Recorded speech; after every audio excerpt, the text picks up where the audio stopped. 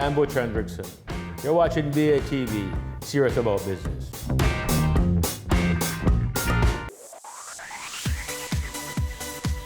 You're watching Business Access TV. Business Access TV. Business Access. Business Access TV. Serious. Serious. Serious about business.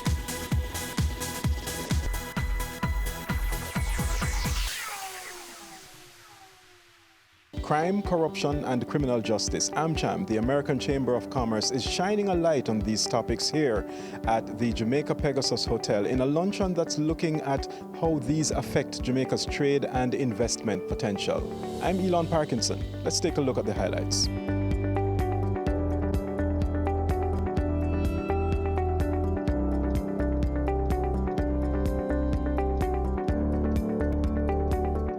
One of the things that I realize is that having these forums, it provides us with an opportunity to learn, to grow, and to improve.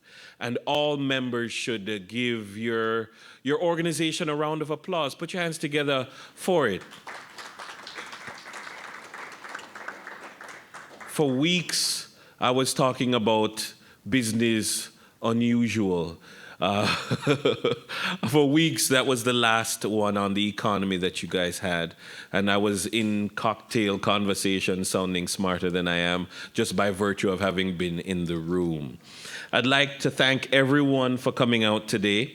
I'm going to apologize for the National Security Minister, Dr. Horace Chang. He did intend to be here, but he was called at the last minute to Parliament. I believe he has a parliamentary committee that he must be at, so they've summoned him. The numbers are important in these committees to make quorum and to participate in discussions at Gordon House, so he won't be with us today. The DPP, the Director of Public Prosecutions, Paula Llewellyn, is here. Thank you very much for being here with us today, as is Dirk Harrison, the acting head of the Corruption Prosecution Division at the Integrity Commission. Always glad to have Professor Anthony Clayton, a respected criminologist, here with us today. Jason Fraser is the country rep of the USAID. Thank you very much, and looking forward to hearing their presentations later today. At this time, I'm going to invite Alison Peart, the president of AmCham of Jamaica, to give the official welcome. Good afternoon, everybody. You know, we look so officious and so quiet. It's very, very important business, but I'm hoping today you're going to learn a lot more. You're going to leave here understanding more about some of the issues and, more importantly, with some solutions. Because it's one thing to speak about our issues, but if we don't find a solution, we're just a talk shop. And I love Nationwide on the radio, but we don't just want to talk. We want to come up with some solutions. So as the president of the American Chamber of Commerce in Jamaica, we thought it very important. We talk about how wonderful the economy was. Our last session was business unusual. But if we have crime issues, if people don't feel, Jamaicans don't feel comfortable going about their daily lives, if our foreign investors don't feel comfortable, if our children, who are our future, have issues, where are we as a nation? So we thought it very important to bring together a panel that would engage in the dialogue about crime, corruption, criminal justice. How does it affect our trade and investment? Because it makes no sense to talk about our GDP growing or our debt to GDP if we're dying. It makes no sense if our future is tied to crime.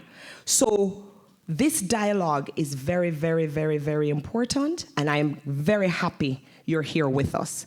Okay, the question today is how much crime and corruption and a dysfunctional justice system are actually inhibiting the development of Jamaica and inward investment. Because we don't just have one problem, we have quite a complex array of problems. And it's quite hard to know how much we should attribute to any one of these and how much any one of these is contributing to what has historically been a very low rate of growth and significant difficulties in attracting inward investment and retaining domestic capital and retaining human capital. These are the headline ones. We have one of the highest rates of violence in the world. We have a large number, a significant number of gangs. About 80% of our homicide are gang-related. The rest are primarily domestic violence. So the fact that we have a large number of gangs is clearly a major factor in maintaining one of the world's highest levels of homicide. There are fundamental challenges still in our system of governance. As I'll be going on to say in a few minutes, we have people in public life who help to create this problem with gangs and high levels of violence, and that link has never been yet severed, and that is still a challenge that we have yet to face. What, of course, that does is it undermines the moral authority of government. If you have a situation where all the bad guys are out there and everybody in government is honest and competent, it's not really very difficult to deal with the problems of crime. The problem is when the boundaries between the two are blurred, and when you have criminals who are getting high-level political protection. At that point, it's much, much harder to deal with the issues. Of course, what that feeds is a culture of cynicism, low trust, and that has a great deal to do with sustaining a high level of violence. In any country where you see that people do not trust the police and do not trust the justice system, they're much more likely to have recourse to violence to solve their issues and disputes. So it's partly reflecting the fact that we've still got deep weaknesses in our system of governance. But let's put this in a little context. There's only one demographic for whom violence is the leading cause of premature morbidity, which is young males, late teens, early 20s. For every other demographic, it's actually cheeseburgers that are more likely to kill you. We've got issues with, like every other country, with steeply rising rates of non-communicable diseases. And we can't also forget the fact that we have perennial challenges with energy security, increasingly with water security, which is related, because years ago we made the decision that everybody must be on a piped water supply, which means that we're now committed to a program of pumping water up hillsides, which means that if our energy system goes down, our water system goes down too. In hindsight, perhaps that wasn't a very good decision. So we've got issues with energy, water security, and more generally food and access to resources. We live in a seismically active part of the world. We live in the hurricane belt. There's challenges with emerging exotic diseases, and of course we've got a background issue really serious now, as people have started to realize with climate change. You may have heard that this summer is the hottest ever recorded in Jamaica's history. And in fact, there is now real grounds for concern that we've gone past an irrevocable point, and that we will not ever revert back to the low temperatures of the past. So this is something that we may now have to make a permanent adjustment to. Have you seen it? It's BATV Live. Live streams of business news weekdays at 7:30 p.m. Stay on point Thursdays at 8 p.m. with our Business Current Affairs show, and Weekend Business Report Saturdays at 7:30 p.m. wherever you are. Log on to our Facebook page at Business Access TV or visit our website at batvja.com. Live and at your fingertips. Business Access TV. Serious about business. Ready for cable for as little as $100? Ready for no monthly cable bill? Ready for 10 TV channels absolutely free? Then pick up our Ready TV box at authorized stores for $4,500. Hook it up to your TV set, then top it up with Ready Credit for 1, 7, or 30 days. Buy now and get $1,000 free Ready Credit and start watching your favorite shows. Pick it up, hook it up, top it up. Ready TV. Prepaid cable TV when you're ready. Now serving Kingston and St. Catherine. Limited time offer while stocks last. Conditions apply.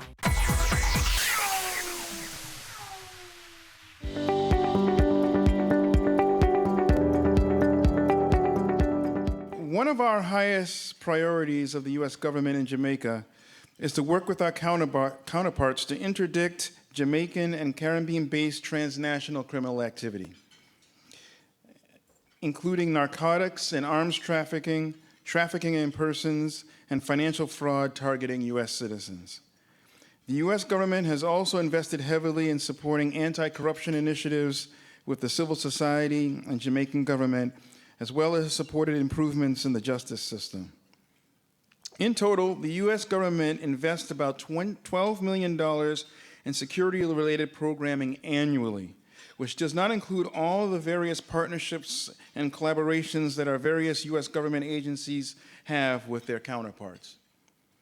In fact, USAID Jamaica just advertised a broad agency announcement to co-design our flagship community violence prevention activity with key stakeholders such as the government, academia, and private sector. This unique co-creation approach encourages key stakeholders to co-create and deliver the services that are vital to prevent youth crime and violence at the community level. Law enforcement and criminal justice are important to controlling crime, as we all know, and corruption. But we also have to address the underlying social challenges that both cause and contribute to crime.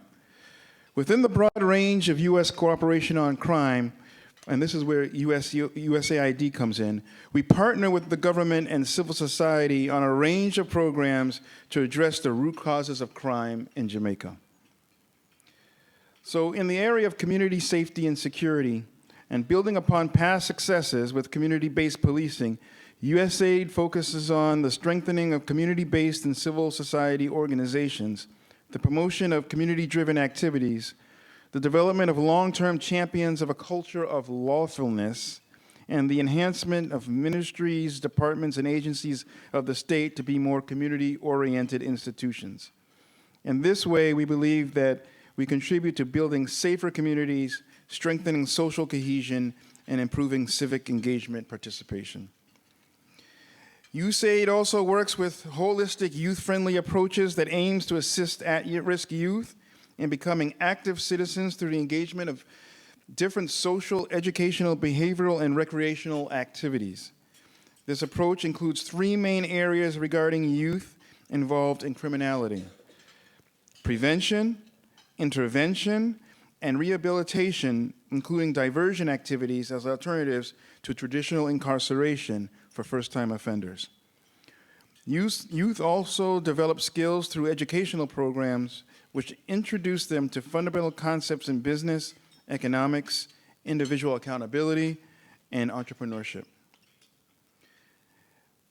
USAID expects that life skills and technical training will increase opportunities for at-risk youth to work within the legitimate economy, thereby reducing the likelihood of involvement in gang and criminal activity. In Jamaica, relationships with key public sector, private sector, and donor agency partners are being leveraged to create programs to build skills and to identify work options for youth. USAID also works in the youth remandee centers, which includes case management follow-up to facilitate at-risk youth acquiring job and education opportunities when they are released. In the area of corruption, the Combating Corruption in Jamaica project has not only built public demand for more effective action against corruption through awareness campaigns, but has also provided training to government and civil society partners to build capacity and increase advocacy. The project is expected to have an impact on the nation's capacity and the ability to effectively control instances of and attitudes towards corruption in general and political corruption in particular. So what's the role of the private sector in addressing the root causes? That's why we're all here today. Many of you are representing private sector organizations. How can the private sector be a key partner in addressing some of these root causes? Obviously, many of you are part of the community, and so you have an interest. Your company is often affected by the high rates of crime and corruption. So it's important that government, international partners who support government, NGOs, and the private sector work together to address these issues. We've all been to various forums on issues surrounding crime in Jamaica. I think the private sector here needs to continue to ask itself what it is doing to address the issue. Clearly, advocacy is important, to press for resources, accountability, and support in combating crime. But there's much more that can be done to invest in communities to make them safer and create opportunities for the next generation to be prosperous. Looking ahead, we welcome the opportunity to increase our engagement with the private sector on these challenges because of the energy and innovation that they typically bring to the table. USAID is a learning agency, and we are constantly exploring how to improve our work and increase our impact. So as we streamline our programs and look for new strategic partners, we invite the private sector to partner with us as we both work towards the common goal of helping Jamaicans thrive. There's this sense of a godlike syndrome that during some transactions an oversight body must lap its tail or virtually hold its corner in the name of investment. There are different roles for each stakeholder. Each must stay in their lane and accept criticism when constructively made. On the contrary, ladies and gentlemen, potential investors, in fact, should be happy that the business environment observes the rule of law and that democracy flourishes with built-in checks and balances. If I were an investor about to enter Jamaica, it's incumbent on me and my handlers to look out for red flags and indicators of the environment. I name a few on a list that is not exhaustive. 1, determine the role of the oversight body. It must be effective, efficient, fearless, and it must be respected. What, if any, comment does the oversight body have to say on a process or an investment opportunity that you wish to enter? The engagement, ladies and gentlemen, of investors and investor confidence, existing and thriving, must be viewed on a virtual 2-lane highway. That is a 2-way street with rules and guidelines being applicable. 2, does the police service support and protect local and non-Jamaican community members? Do they communicate with all persons? Are they accessible at all times? Maintain a presence that the visitor or citizen believes and recognizes that if they do wrong, they'll be detected. But lines of communication must always be in place.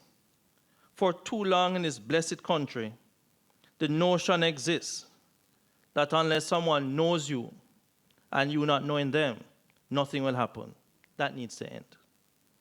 In a time of real emergency, the joke is told, unless you have on speed dial a member of the police force, the response time to a complaint is sometimes unacceptable.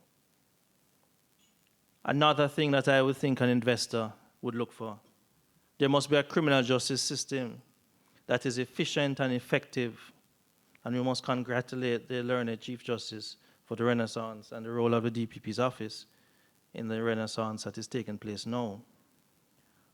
But we must also have financial services, a banking system, healthcare facilities. They must be adequate, to name a few components. Importantly, ladies and gentlemen, on Jamaica's stock exchange record, Michael Reagan, writing in Bloomberg Business Week, January 18, 2019, states the Jamaican Stock Exchange is the world's best performing. Its outperformance over the past 5 years is even more striking. Jamaica's stocks have surged almost 300%, more than quadrupling the next best performing national benchmark and septupling the S&P Standard & Poor's 500's advance. I make bold to say that the very important successes must be highlighted, with all the negatives on crime and violence reported in the last 48 hours in Jamaica. Also, the awards in the tourism sector must also be celebrated. However, we must do better. Ladies and gentlemen, what are some of the solutions? Government agencies must work together all the time and set aside jealousies and petty matters which have no place in a professional setting. Interagency cooperation and collaboration must be emphasized and practiced. We must build bridges and stop tearing down, emasculating, and ridiculing persons. The fact that you do not agree is no reason to disrespect. Professionalism is non-negotiable. We must have a review of the timelines to review governance structures. Oftentimes, pieces of legislation give you 3 years to review a legislation. You see in 1 year, nothing is happening. The parliamentary caucus needs to do something about that. We must enhance whistleblowing regimes and encourage the discourse, change in discourse to, in my words, informer for live. Stop saying informer for dead, informer for live. I must admit, I'm an informer. I'm a proud one. I'm an informer. Tell me something today, I'm going to tell the police tomorrow. We need to modernize the law enforcement units and bring outstanding laws into operation. We need public education to sensitize the world that the perception of corruption or actual is not a reflection of the overwhelming majority of law-abiding Jamaicans. We need to ensure that the police and our oversight bodies work to regain public trust. The police must maintain presence, not just in hotspots, but also generally. It will help to rebuild issues of insecurity. I pause here as I listen to Professor Clayton. In the last month, I visited Cayman. The police carry no guns. A year before, I went to Turks and Caicos. The police had no guns. I visited Grenada a few times. The police had no guns. They have their problems, but I felt safe. I am walking in this, my beloved country, and we're turning and looking behind us every minute. But our Caribbean neighbors, and Professor Clayton showed us the figures, I feel safe. We need to look at that. Ladies and gentlemen, as I close, I reiterate that the government of Jamaica, the ministries, the departments, the statutory bodies, to name a few, must work united to create that package, that which is seen by the outside world, with all the various components and elements that they look at, and which they consider, and which will have the effect to harness growth and encourage investor confidence. But most importantly, we must leave our partners with the belief that integrity is non-negotiable. Honesty is paramount, not by word of mouth, but by our actions. And despite our problems, crime and corruption, that they can and humbly should consider investing in our country to bring about change for good. Acknowledging that the improvement of the basic standards of life may have the effect of changing behavior, but I readily admit we can't legislate for good behavior.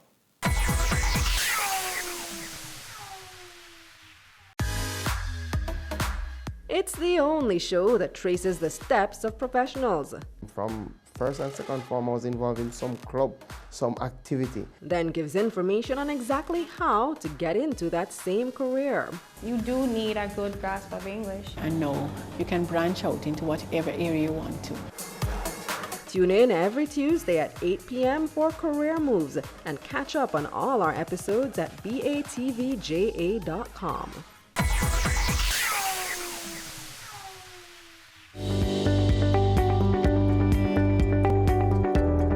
In respect of what it takes to inspire confidence, I'm a plain speaker, and I will say, I believe that what is happening in our country, education is the key. I believe that a lot of our children, some of those who come from environments where they are victims of poor and dysfunctional parenting, we need to reintroduce civics in all its forms back within the schools, from the time of the basic school, because there are a lot of our children. People complain that, okay, are the schools not doing enough? But they may go to school, the teachers try their best, and they go back into an environment that is like a black hole of nothingness, because there's no value system, no values, positive values and attitudes. And yet if you take that child and you put that child in another environment, you have intervention, positive intervention, you would be surprised to see the beautiful diamond coming from the rough. So I'm really a big believer in education. Now, another pet peeve of mine is that, and I prosecute police officers, I do not subscribe to the throwing the baby with the bathwater approach. Everybody knows their functions best. But I am not a public official who believes, unless it is necessary in the interests of justice, to make gratuitous comments in terms of seeking to tear down my colleagues anywhere. And I am not into using speculation to put out there to join the call for crucify him, crucify her in the public domain, where you have the court of public opinion demanding, just like the little old ladies who were knitting at the time in The Tale of Two Cities and saying for the noblemen, chop off their heads. I am not into that. At the Director of Public Prosecution's office, we deal with two things: the law and evidence. Personal emotion, personalities, we are not into it.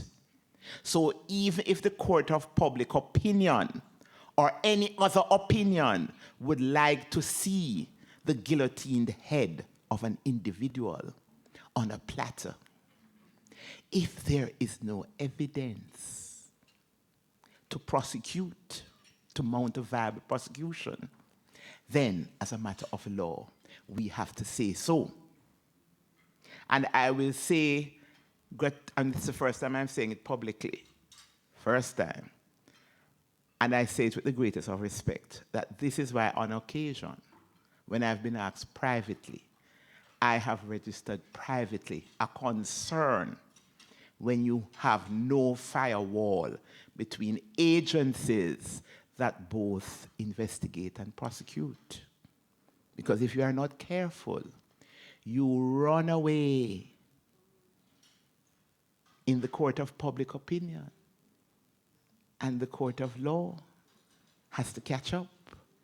And by the time it gets to court, after a lot of reputational damage has been done, when you look at it and the defense counsel gets up and says, they are putting the prosecution in limine to prove what is there, the judge asks, and when you pare away what is there, there's nothing there as a matter of law.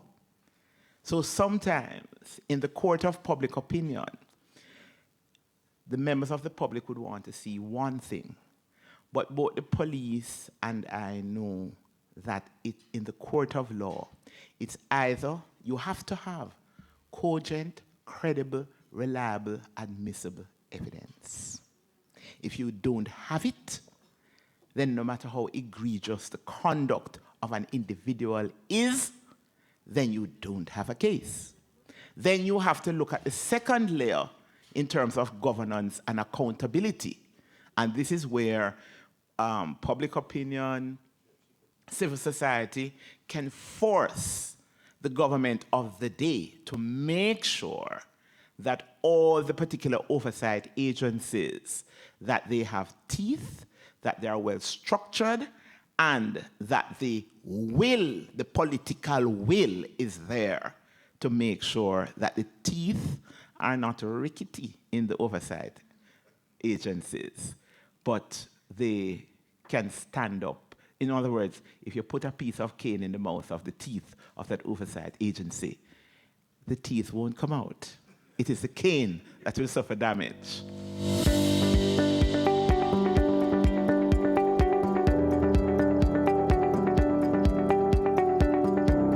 Riveting perspectives and indeed sobering statistics coming from the AmCham empaneled team here at the Jamaica Pegasus Hotel. You're watching Business Access TV, serious about business.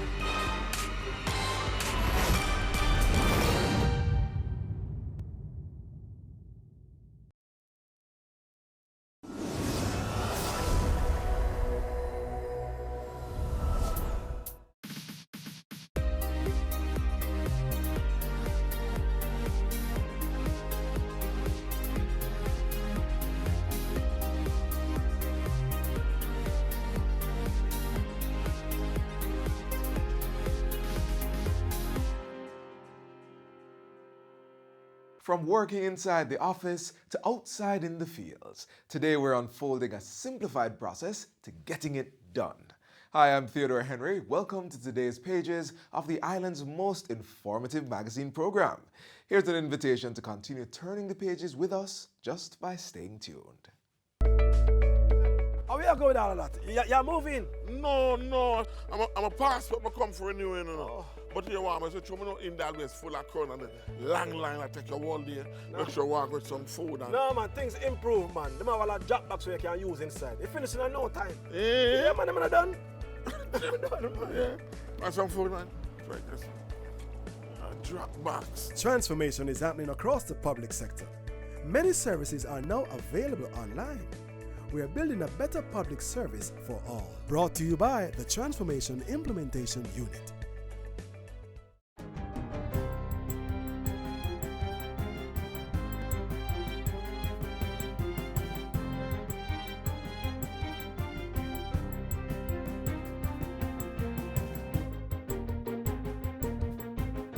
Good day, I'm Stephen McHugh, and this is your JIS News for Wednesday, September 18.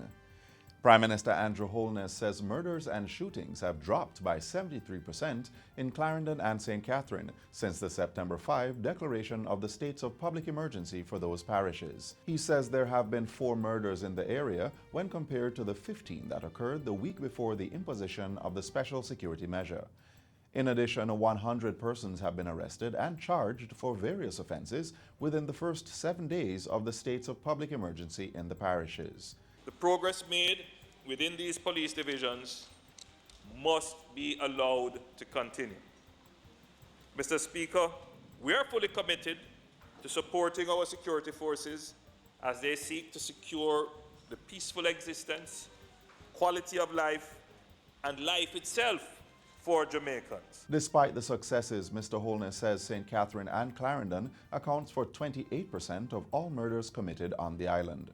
Between January 1 and September 11, Clarendon recorded 100 murders, while St. Catherine accounted for 166 killings.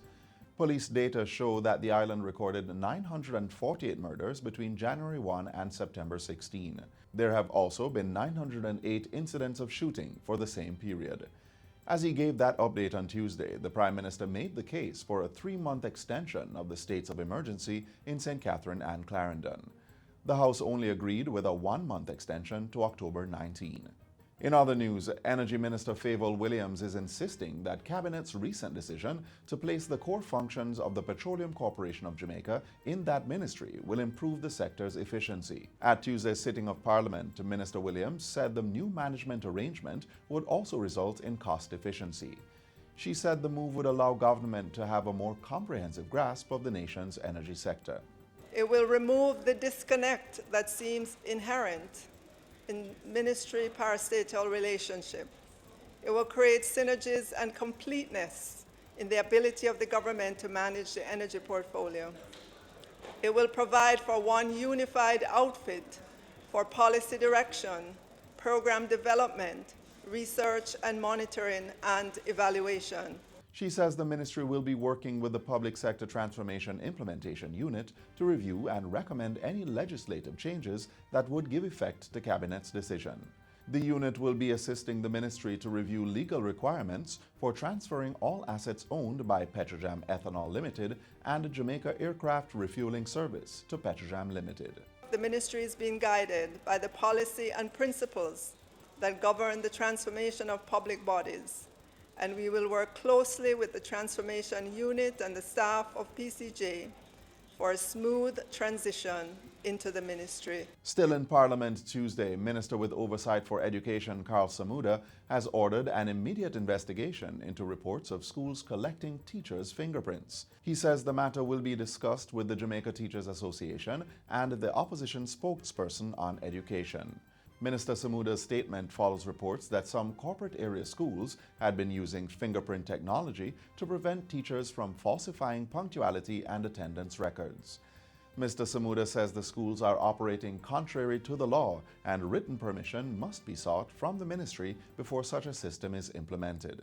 While the ministry understands the need for an accurate record-keeping system, teachers cannot be compelled to provide biometric data, such as fingerprints, to schools.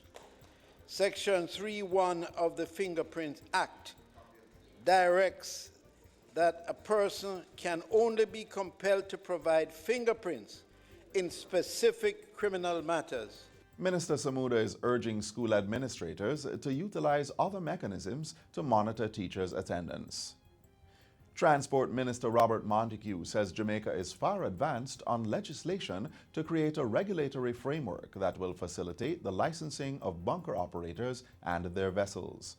Minister Montague says the legislation is going through the final stages of the parliamentary process. It will be used to address matters relating to the International Convention for the Prevention of Pollution from Ships, MARPOL. As a growing bunkering port in the Caribbean, the government of Jamaica believes that establishing and adhering to standards help the industry to strive. The Ministry of Transport and Mining, with the support of agencies such as the Maritime Authority, takes its responsibility to uphold standards seriously. The minister was speaking recently at the opening ceremony for the second International Bunker Industry Association IBIA Caribbean Bunker Conference. Work on the legislation follows the International Maritime Organization's requirements for contracting states to implement legislation specifying a cap on the sulfur content in marine fuel. And finally, the National Water Commission, NWC, says it will be rehabilitating 11 wells and pulling water from the Rio Cobre to meet the demands of customers in the corporate area. It makes sense. It's a natural storage river, and so we are pursuing and at an advanced stage in completing to add to the network 15 million gallons of water per day that will come into the city coming from the west. Mr. Barnett says this immediate medium-term exercise will also bring an additional 5 to 6 million gallons of water to the system. When you add those two numbers, you're looking at an additional 1/3 of additional flow into the city as a result of new water, so to speak. We are comfortable that those additional sources, which will also help to conserve the usage out of Mona Reservoir and at the Hermitage Dam, will take us up to 2040 in terms of supply. It gives us an additional 10-15 years to plan for additional sources to come into the city. Mr. Barnett was speaking at a recent JIS think tank. He says long-term projects are being looked at to determine how to move water resources to other areas. And that's it for JIS News Today. I'm Stephen McHugh. Thanks for watching.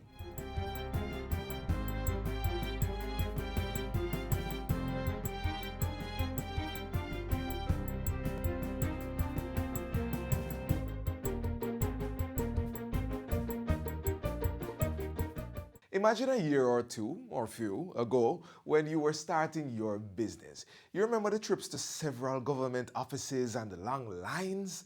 Well, here's the simple difference between then and now. The electronic single window for trade. Now everything can be done all at once and without even moving from around your computer. Here's more on this IT platform. Picture this. You're a busy entrepreneur working hard to grow your business. At the wharf to be cleared are the materials needed to make your products. You are required to visit several government offices and fill out multiple forms with similar information to complete this activity, spending time on the trading process that could otherwise be invested in your business. For you, this may just be a mental exercise, but for many entrepreneurs in Jamaica, it is the reality of trade. A reality that will change with the introduction of the Jamaica Electronic Single Window for Trade. An electronic single window ESW is an IT platform that facilitates the efficient clearance of cargo. An electronic single window is expected to bring simplification, harmonization, and facilitation on international trade transactions under a robust electronic environment. This will bring facilities for customs brokers, government officials to interact with a computerized systems that will have a set of business rules that will allow the traders to fulfill all regulatory requirements, submit all the required data, and be able to complete their transactions in a single and seamless system.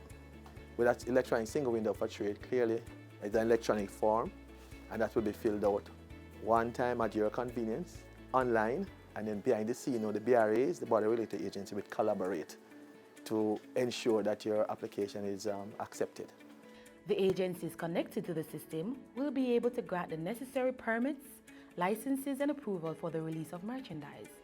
When approval is given, the trader receives a notification and can then proceed to collect or send off goods. The introduction of an ESW will reduce the cost and time it takes to import and export goods, creating a more enabling environment for local entrepreneurs and foreign investors. Where we can develop and implement a system where all the transactions can take place through a particular port or point or window in this instance, it makes doing business easier. By extension, therefore, it is expected that the interest in conducting business will be improved, will be increased, and investors will see Jamaica as an even more attractive investor destination. On the other side, it also will aid in the collection of revenue, where we can have a greater throughput of trade and of activity, which by extension generates even much more in terms of the economy. Implementation of the ESW began in August 2018, and the timeline for completion is 36 months.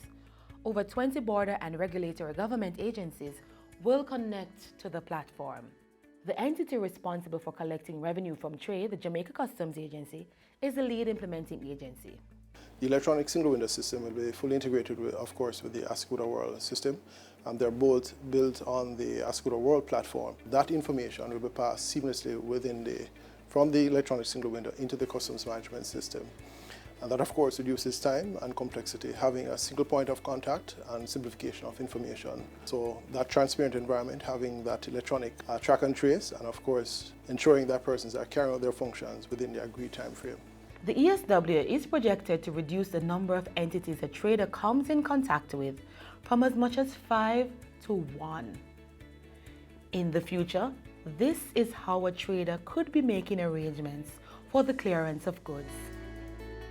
The Jamaica Electronic Single Window, facilitating efficiency in trade, contributing to a robust business environment, a part of the framework for making it easier to do business with Jamaica.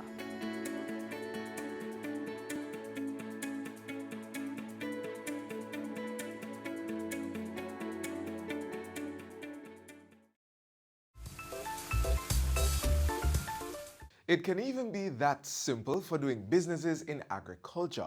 And speaking of, the expanding sector is seeing more and more women taking on the role of getting involved. Here's the journey of one. I got into farming because my hobby was gardening. I was nuts about plants, flowers. So it was kind of a natural area to look for when I was looking for something to do. I started in an area that didn't have water, so I was not able to irrigate. And with climate change, it made things really, really unpredictable, very risky, and just difficult.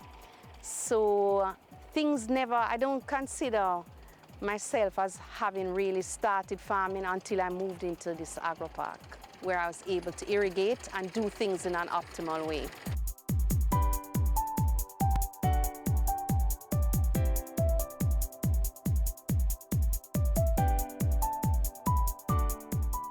Amity All is approximately 2,400 acres. We have 22 investors, 5 of which are female. The soil is predominantly Sydenham clay, and the crops that do well here, we have the cucurbits. That would include pumpkins, sweet potatoes, zucchini, squash. Also a few tubers do very well, sweet potatoes and cassava. Those crops do very well. We also have a lot of farmers who have gone into the Scotch bonnet pepper, and they're also doing very well. Once we manage the water application with the type of soil that we have and give proper nutrition, these crops do very well. Life has been a learning experience primarily because of the Sydenham clay, but I don't know if that's particular to this park. I think anywhere that you go, you have to learn to work with what you have.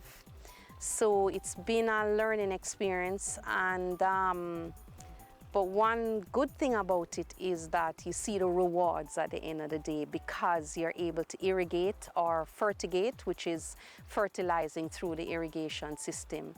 So you're getting closer. I see myself inching closer and closer to the point where I'll get optimal yields, which is what every farmer wants. Everything that I produce goes to food processors. And the particular processor that I sell to, 90% of their output is exported. So I like to think that I'm a part of that whole chain that is earning foreign exchange for the country. I plant only hot peppers. I'm trying this year to try and stretch myself and learn other things. So I'm hoping on the boundaries I've created little areas where I'm going to do some experimentation. But for now, I'm only doing hot peppers and specifically Scotch bonnet. I've set myself the challenge of trying to master that because of the two types that we grow here in Jamaica. That definitely is the most demanding one. So still going up the learning curve.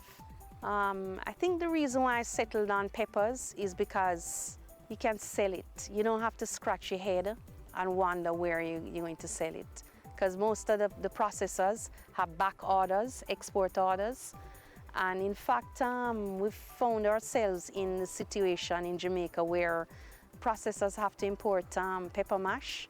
So you will never ever have a problem selling your product. If you never went to farm school, if you don't really have experience, try to get into a situation where people are readily accessible to give you that encouragement, not just advice, technical advice, but also encouragement, because sometimes you may go through a little period where you feel, wow, is this really worth it?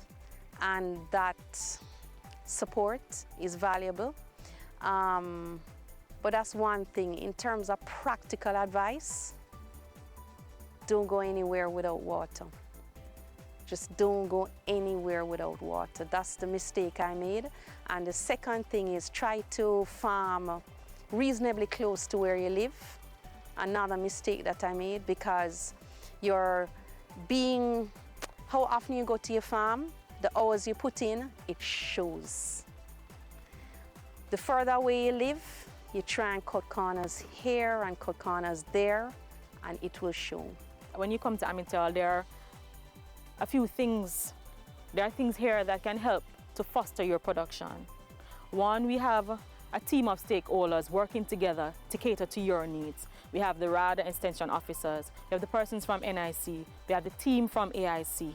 We also have a group of farmers that are willing to work together to help to move the produce not from the ground to the plate.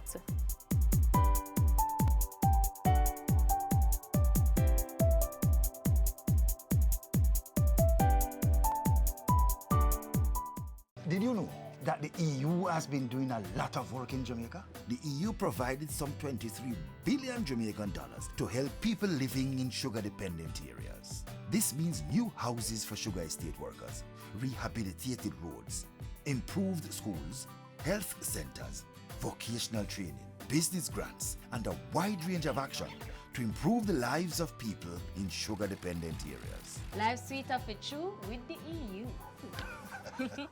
On the eve of his official funeral, we pause now to pay tribute to the late Kenneth Lee O'Neill Baugh, political giant and true humanitarian.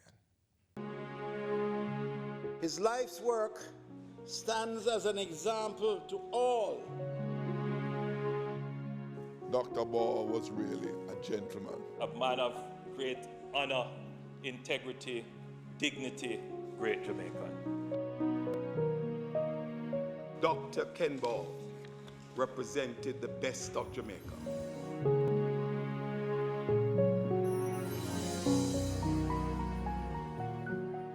Kenneth Lee O'Neill Baugh was born on February 24, 1941 in the parish of St. James. His early years saw him attending Springfield Primary School and Cornwall College. He later advanced to the University of the West Indies, UWI, where he studied medicine, becoming a surgeon by profession. During his medical career, Dr. Ball was Senior Registrar in General Surgery and Cardiothorax Surgery at the University Hospital of the West Indies.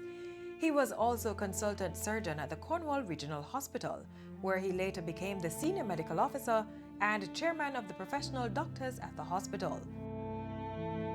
A humanitarian at heart, Dr. Ball gave of his time and service as a physician to care for others, a trait he continued when he entered politics. Dr. Ball was a member of the Jamaica Labour Party and served as a Member of Parliament for North West St. James between 1980 and 1987, and as Member of Parliament for West Central St. Catherine from 1997 until his retirement in 2015. He is most fondly remembered for being always available as a medical practitioner, day, night, anytime at all, to provide support for his constituents in the medical field, whether they could afford it or not. In fact, most of the times, totally free. Dr. Ball represented the St. Catherine West Central constituency with distinction. In that same constituency, Dr. Ken Ball advocated for farmers and established a revolving loan scheme with the National People's Cooperative Bank, providing sustainable financial assistance.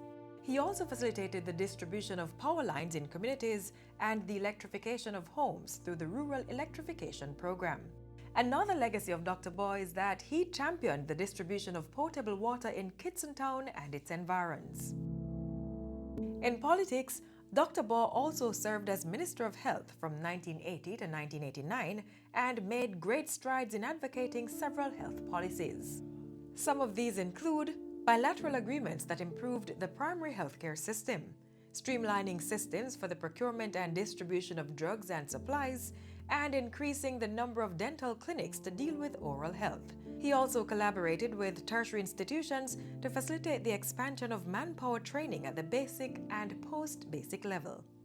Other positions held by the statesman were Minister of Foreign Affairs and Foreign Trade, and for a short period, interim leader of the opposition. This was when the late former Prime Minister Edward Seaga was stepping down as head of the Jamaica Labour Party, and former Prime Minister Bruce Golding was in waiting for confirmation as the new leader.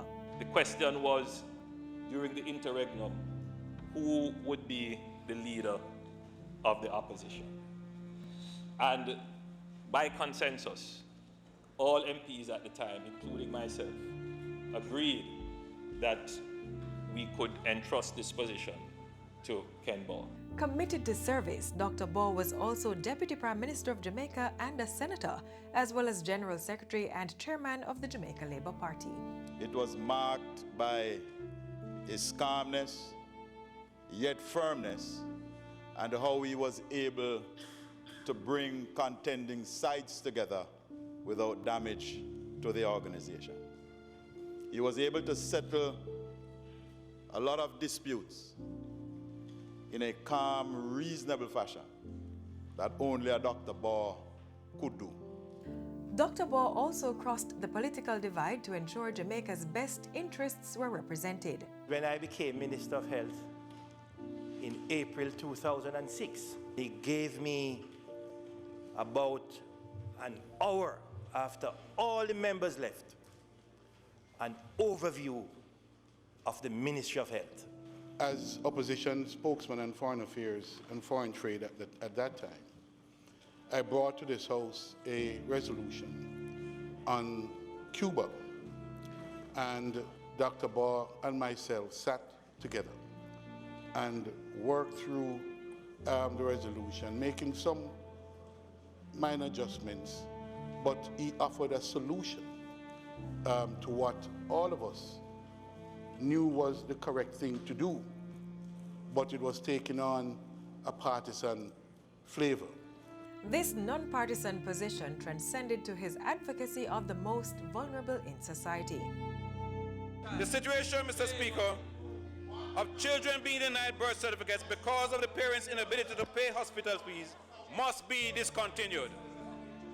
This practice makes a mockery of our agonized cries regarding the rights of a child. We must never underestimate the respect for our rights and freedoms of our citizens, but also the responsibility we have to create a paradigm within which everybody operates. He also spoke firmly of productivity as a means to drive economic growth.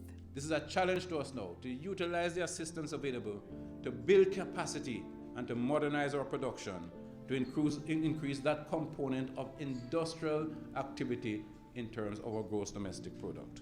Dr. Baugh retired from representational politics in 2015 after 30 years due to ill health. In 2016, he was conferred with the Order of Jamaica for his distinguished service to Parliament, public service, and for his contribution to medicine. After battling with poor health, Dr. Baugh died on September 1, 2019. He was 78 years of age. He is survived by his wife Vilma and 3 children, Melanie, Warren, and Gregory. Good men must die, but death cannot kill their names. Dr. Ken Baugh is hailed by his colleagues as the consummate professional who gave the better part of his life in service for the people he represented and his country. He said very sharply and distinctly, "I will never migrate." It was like a final commitment. He'd never migrate. And he'd do whatever it is to help the people of this country and to make Jamaica a better place.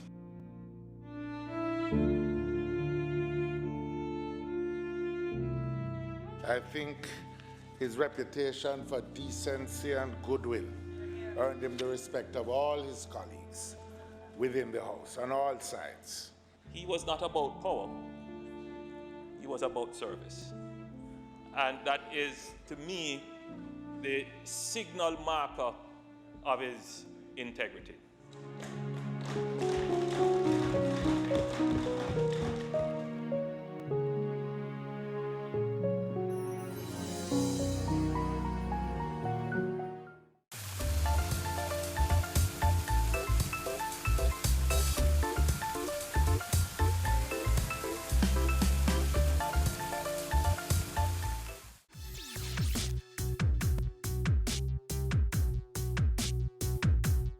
So, since we've been talking much about a simplified business process, let's keep the narrative going and explore a few of the software or applications that have revolutionized the business environment. The first one, Google Docs and Dropbox. These are some of the best ways to collaborate and share documents with colleagues and store business information in a personal cloud storage. Number 2, Adobe PDF. Now, this is a file format that has captured all the elements of a printed document as an electronic image that you can view, navigate, print, or forward to others. Third, a VPN. This provides secure connections between private networks linked through the internet. VPN allows you to be at home and access your company's computers in the same way as if you were right there at work. Number 4, Wi-Fi. This allows mobile users to work from just about anywhere. Wi-Fi can allow workers to tap into wireless printers or even exchange files over a network. Now, I'm sure that just by using these things at work, you'd have realized that they all help in shaping Jamaica to be the place of choice to live, work, raise families, and without a doubt, do business.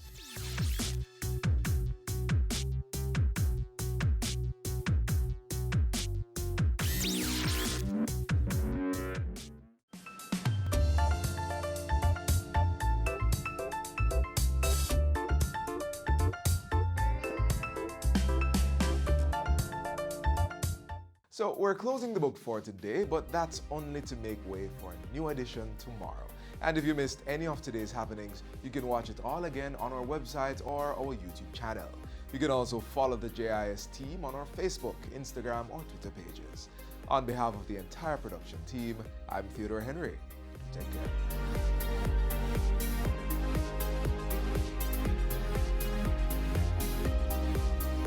This has been a production of the Jamaica Information Service, the voice of Jamaica.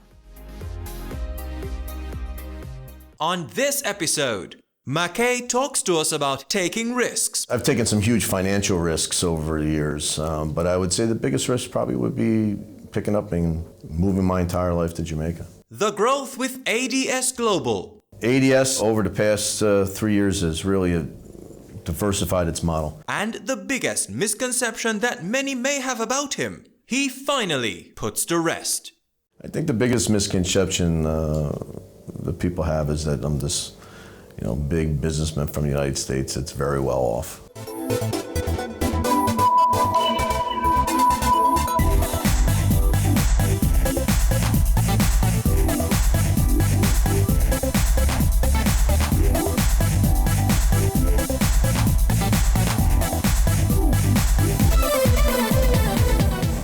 I'm Ron McKay, CEO of ADS Global, co-founder of the company, a full-service contact center out of Montego Bay, and just last year became the new president for the American Chamber of Commerce here in Jamaica.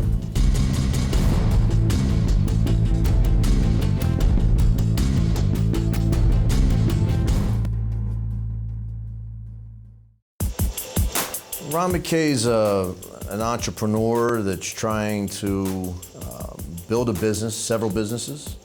Wants to have a lot of fun along the way, but also trying to make a difference along the way. I try to give back where I can and when I can to communities, and I try to surround myself with good people.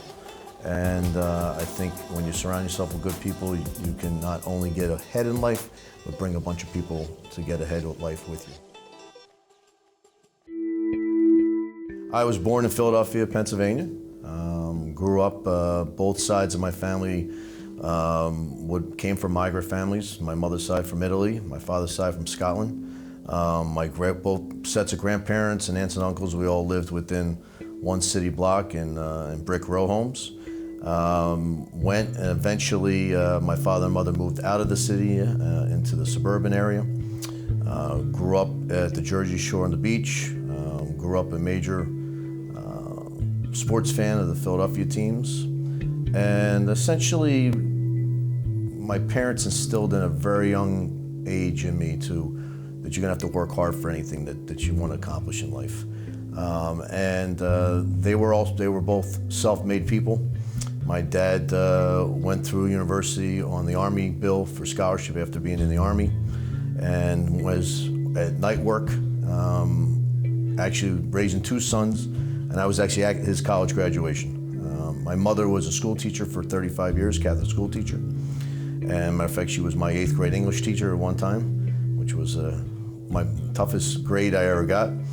And I always had jobs, always entrepreneurial based. I had the largest paper route in my neighborhood, worked after school as a stock boy in a retail store, worked the summers at restaurants down in the vacation resorts. Had my own Christmas tree business. We sold Christmas trees, and then eventually went on to Christian Brothers Academy, a private all-boys school in New Jersey for high school.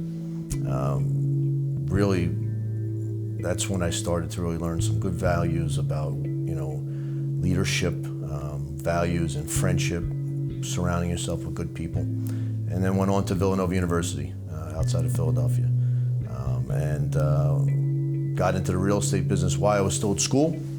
Rented homes back to my fellow students. I was in a landlord business. Became president of the basketball organization, traveled with the team for many years. Had a lot of fun with that, and then got into high-end luxury home building along the Jersey Shore, waterfront properties. And at age 22, amassed a very nice portfolio of real estate upon graduating university. And that was my first big experience at a very young age getting into the business world.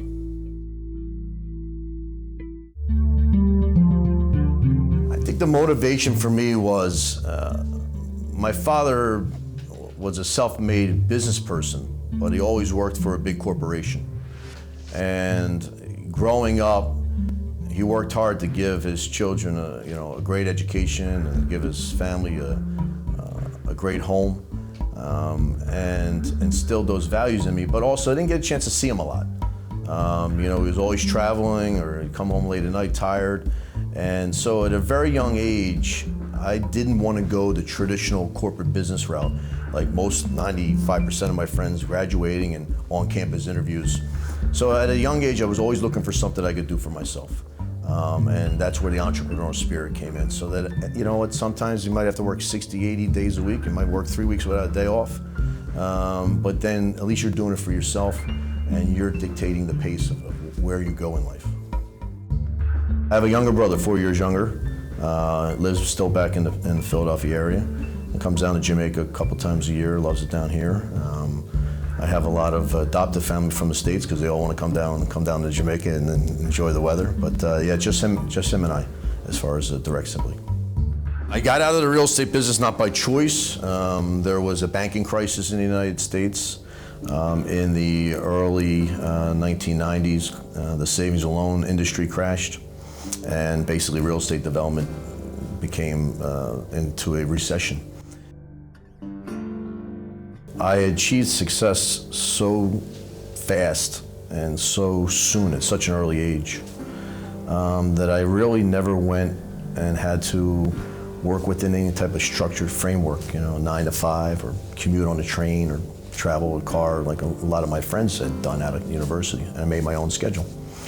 And I never thought of life past real estate at that point. I figured I'd just keep on doing this, for the rest of my life.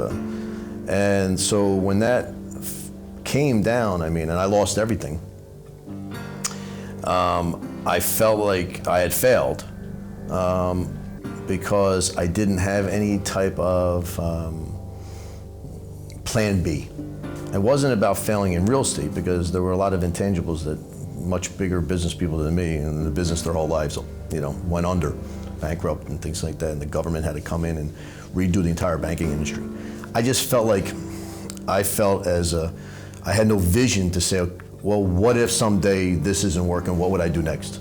And I had a very difficult time redefining myself and what I wanted to do because I had taken this path of, I'm a very independent person. And then I thought, well, should I consider going to try to get a job, a traditional job? And I went through that period for a while, and it wasn't an easy period because I just felt like also a lot of people around me were encouraging me at a young age to do well, but there were a lot of people around me too, even people that consider themselves friends, who were thinking, he's crazy, and then they were sort of waiting for it to fall apart. So I was also in that zone that I had to prove them wrong, but I wanted to make sure it was something that was sustainable, long-term, and that's really how I was feeling it at that time. I was, a little bit lost. I didn't know where really to go. I knew I'd find something and rebound. I'm a very resilient person, but I also knew at that particular time I was at a major crossroads in my life at such a very young age. I've taken some huge financial risks over the years, but I would say the biggest risk probably would be picking up and moving my entire life to Jamaica.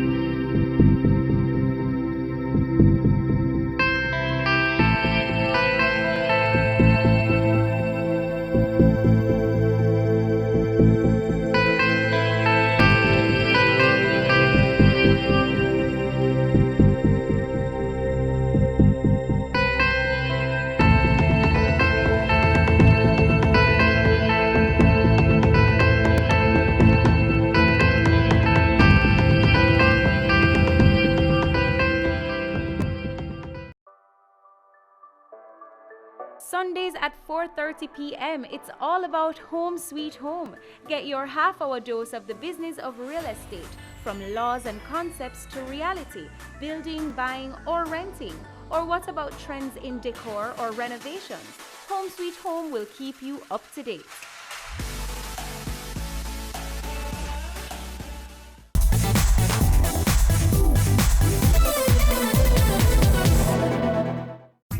I was looking for something that was a business that was involved in more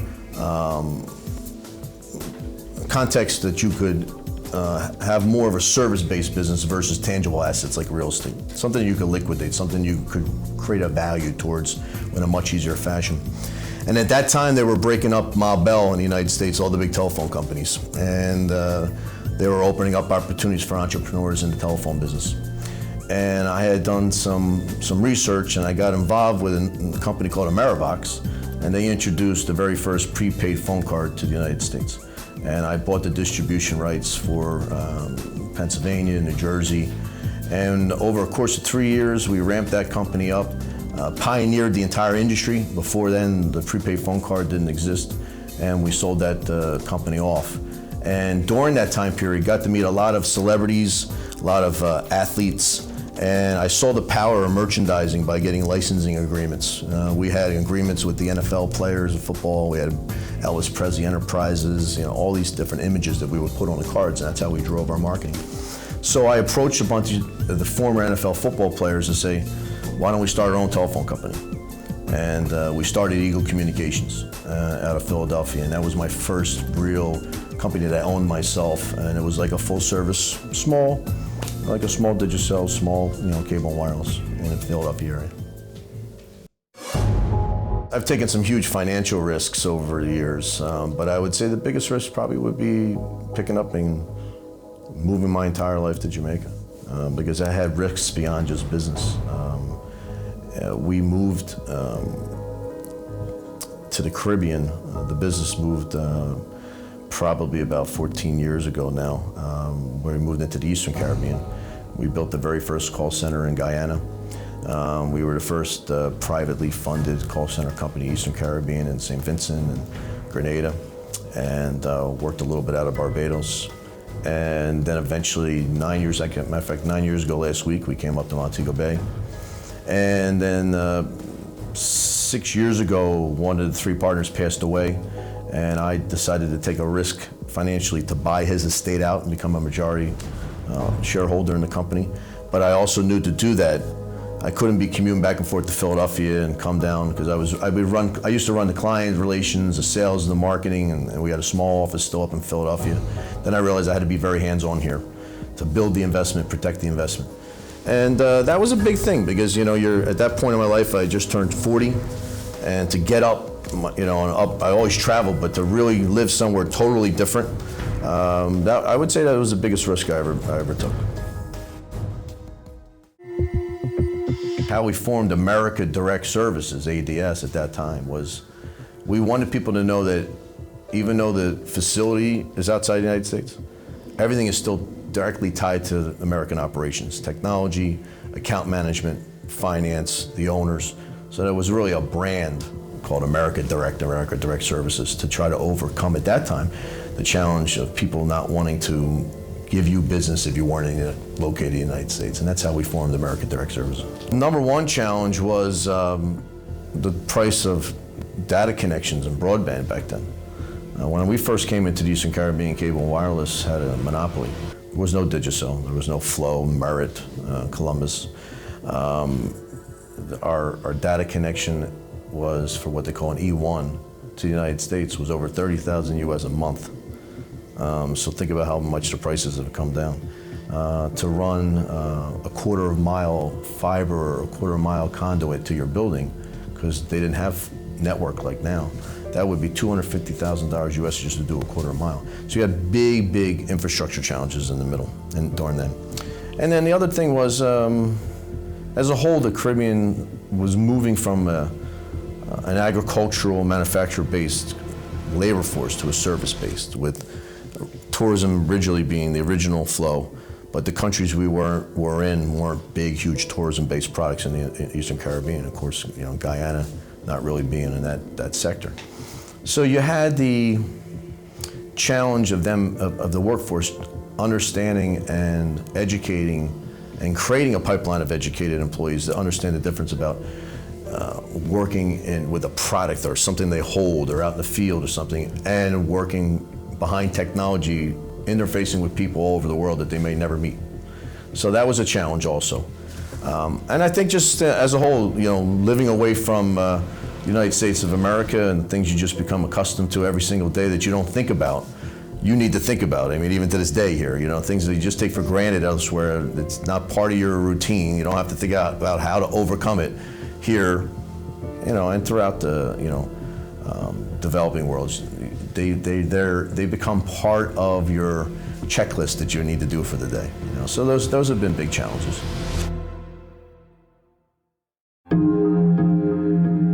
I've become a lot more calmer though over the years. You know, I mean, I come from an Italian family and a Scotch family, so you have the emotion and you have the stubbornness. And it took me a long time to adjust to life down here. And you know, I think what really drives my life to be more patient is the people here as a whole are such a wholesome, good feeling vibe to the country and to the people.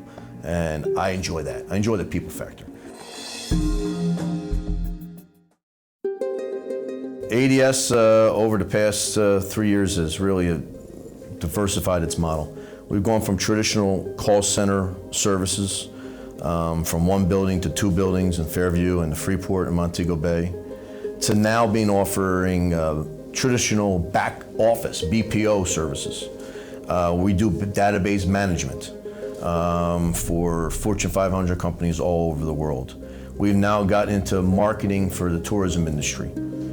So we have a sister company called Citico, which we're shareholders in, and we drive tourism-based marketing.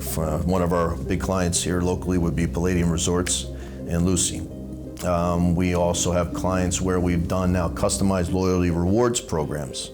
So we've built programs you'll hear soon for Digicel on travel and reward side. We built technology solutions for companies like Mystic Mountain. So we're doing a lot here domestically that we haven't done in the past. So we've diversified to dealing with our global customers, but also our domestic-based customers, and moving the company into an area of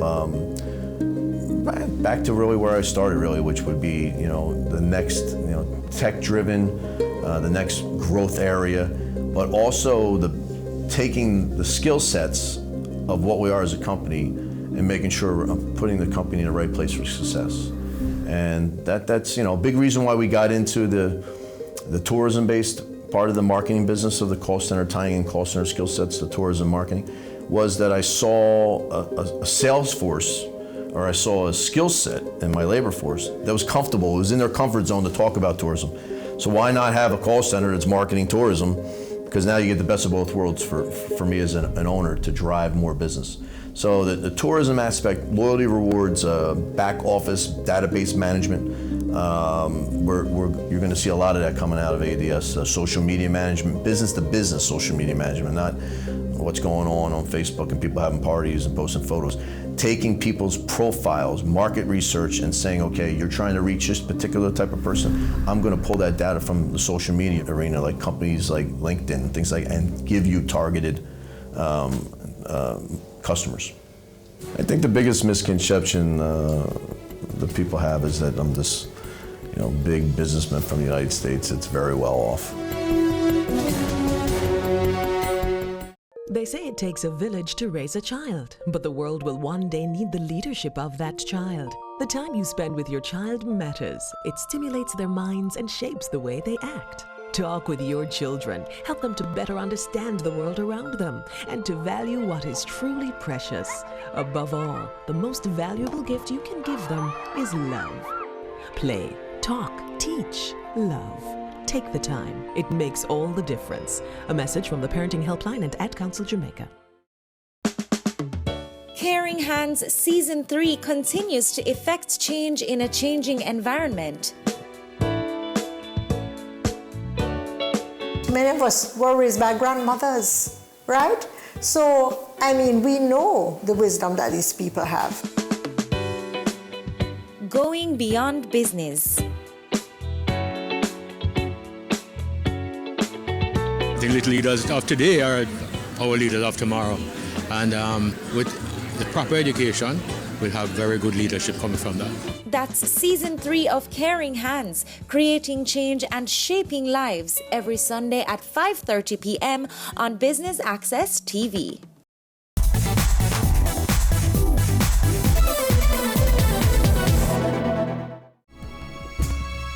I think the biggest misconception that people have is that I'm this, big businessman from the United States that's very well off. I can tell you right now that I work very hard for what we continue to achieve, and I have really changed my entire life to really make it. My life is in Jamaica, and for the people that know me, they know that. I mean, really, it's Jamaica first now, and the rest of the world second. And if you don't know me, people look at this guy who's the president of the American Chamber of Commerce, representing a lot of foreign investment. With the chamber itself has the word American in it, and having events with the embassy, and there's this aspect that they try to group you as an outsider or an expat, things like that. I consider myself a person living and building a life and business in Jamaica, trying to make a difference, and I don't like titles, or I don't like preconceived notions about people. I mean, and I think anyone that's ever heard me speak knows it comes from the heart. Yes, I want to be successful on all levels of success, but I define success, I think, now more than ever, on what I'm able to do to build a better life for myself and the people I care about, where I'm at. I always say a house is not a home. So that building I'm in, or that apartment I'm in, that's not my home. That's just a structure. A home is where you feel comfortable and you feel you have people around you that care about you and you care about. And I think that a lot of foreign businessmen that come down here get titled or pre-titled with certain stigmas that I don't think is fair. Now, a lot of them just go back and forth and never made a life here, don't get me wrong. I mean, there's nothing wrong with that. But there's a big group of us that made a life here. And we didn't do that because we inherited any money. We didn't do that because the government gave us any money. We did it out of pure hard work and saw an opportunity to make our lives better by being here. Well, I don't sleep, so I need to get up. If not, my mind just, a race goes on and on and on and on. I'm like a big computer server. The minute I lay down, it starts downloading everything from the day. Once it's downloaded, I'm already ready to turn it back on. And so I'm not a workaholic because I work hard to play hard. Anybody that's been around me knows that I like to have a good time, and I like to have a lot of people around me having a good time. I like to laugh at myself and be goofy, and dressing up as Santa Claus and acting like a goofball at a Christmas party in front of the business community. I enjoy that. My philanthropy work here started out very basic. We had a couple of the managers that worked for me at ADS Global said there was a career day, and they wanted to invite me to speak at their children's school. So I went up to the school, first time I'd ever been to a school here in Jamaica, and I fell in love with the kids. And I started thinking more and more about if I can make a difference in Jamaica, I need to make it with the children and the future of Jamaica. So the next thing, I started going around talking to the schools about GSATs the week before GSATs, just to give the children a perspective of like, listen, don't get yourself all worked up. This is an opportunity, but you do your best and everything will work out. And there's life beyond next Tuesday when you take this test. And then that tied into falling in love with a certain school in Montego Bay called Supreme Prep, and spending time with them and helping them build a new room or put a new roof. And I sponsored an annual scholarship fund there in the name of Nelia Perrier, who's been a school teacher for over 50 years now in Jamaica. And then it went on to much bigger things. Now into AmJam, we formed our Committee for Community Affairs and Relations, and we're going to pick one charitable organization a year to help build and drive and support. And this year we're going to be doing Shelly Ann Frazier's organization, the Pocket Rocket Foundation, for her. I like finding different levels of happiness. It's not anymore about how much I'm worth or how big the company is. It's more about happiness. And I think I've narrowed how I define happiness to myself much less. It isn't such a big, broad-based concept as it was 20 years ago. If I get up and I enjoy the day, and I go to bed that night, And I enjoyed that day and what I did. And I enjoyed the people I had around me. That to me is happiness, you know. And what drives me is to be able to have more days like that and then turn days into weeks, weeks into months, months into years. Because it's not an easy thing to do. We deal with all the intangibles in life and challenges, and then we get away from the basics, which is, hey, listen, it doesn't matter how many employees you have, it doesn't matter how big the company, what you're worth, whatever. At the end of the day, you just want to get up and go to bed and enjoy life. And that's how I would say, that's what drives me. I would like to enjoy life even more.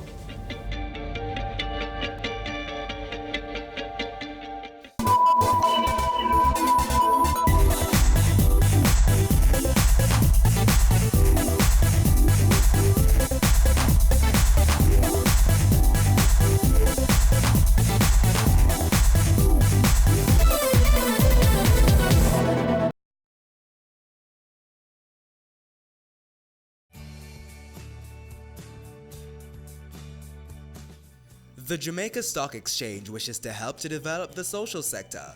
To that end, they have formed the Jamaica Social Stock Exchange, which is a safe, efficient, and transparent platform that aims to promote social projects that build Jamaica and will inure to the benefit of all persons living in the country. The Jamaica Stock Exchange is a company that encourages and mobilizes capital for the main market.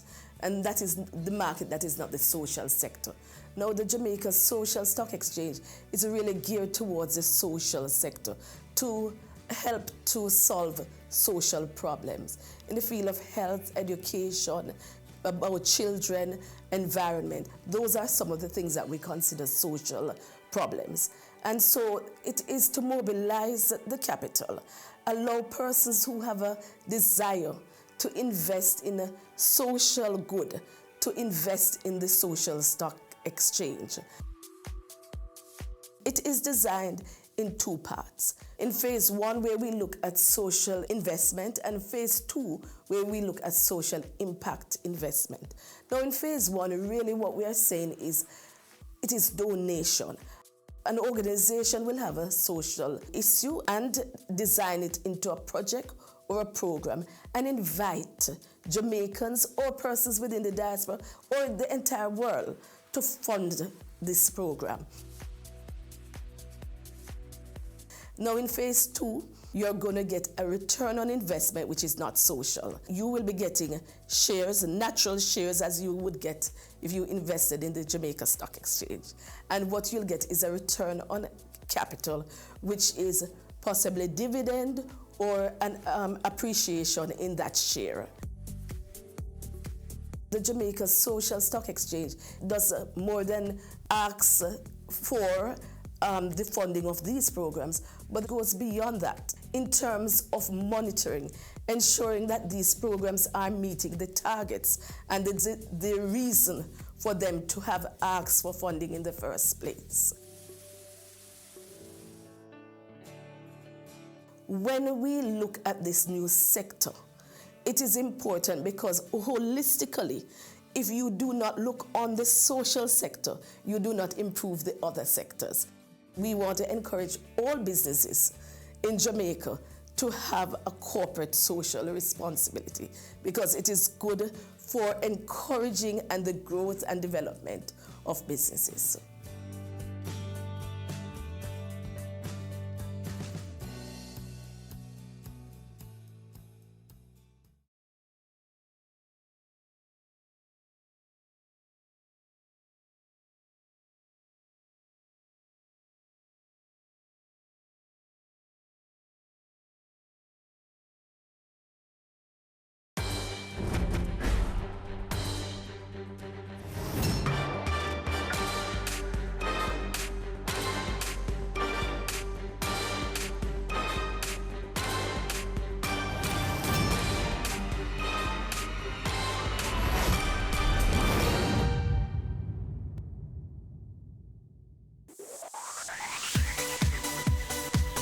You're watching Business Access TV. Business Access TV.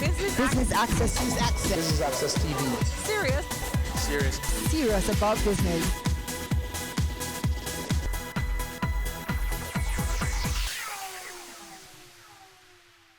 The Jamaica Stock Exchange celebrates 50 years of adding value to the Jamaican economy to personal and corporate investment portfolios.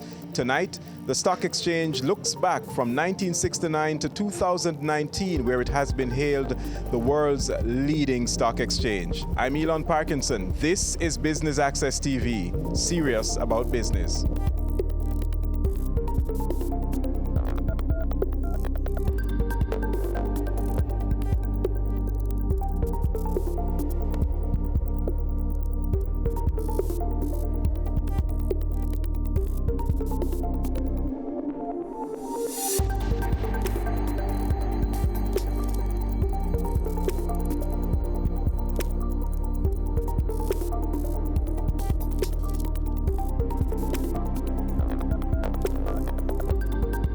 Good evening, and welcome to the JSE's 50th anniversary cocktails and award ceremony. A round of applause, please. My name is Terry Carell Reed, and I stand here honored to be your MC for this evening for a number of reasons. Number one, for any company, whether domestic or international, to achieve 50 years is an indication of the stewardship, the vision, the innovation, and the adaptation throughout the years. Do you agree? It is also a reflection of the persons who stand behind the brand or the company. Those persons are the staff, the companies that listed, brokers, and of course, investors. Without all of you, none of this would be possible. Number two, I was swollen with pride when I opened the Bloomberg article and I saw, "Welcome to Jamaica, the home of the world's best performing stock market." And I clutched the pearls that I wasn't wearing and I said, "This is rich, real rich." I saw photos of Mrs. Street Forrest. I saw Mrs. Rita Humphreys Lewin. These were people that I've seen in my local newspapers. And I said, look at Jamaica.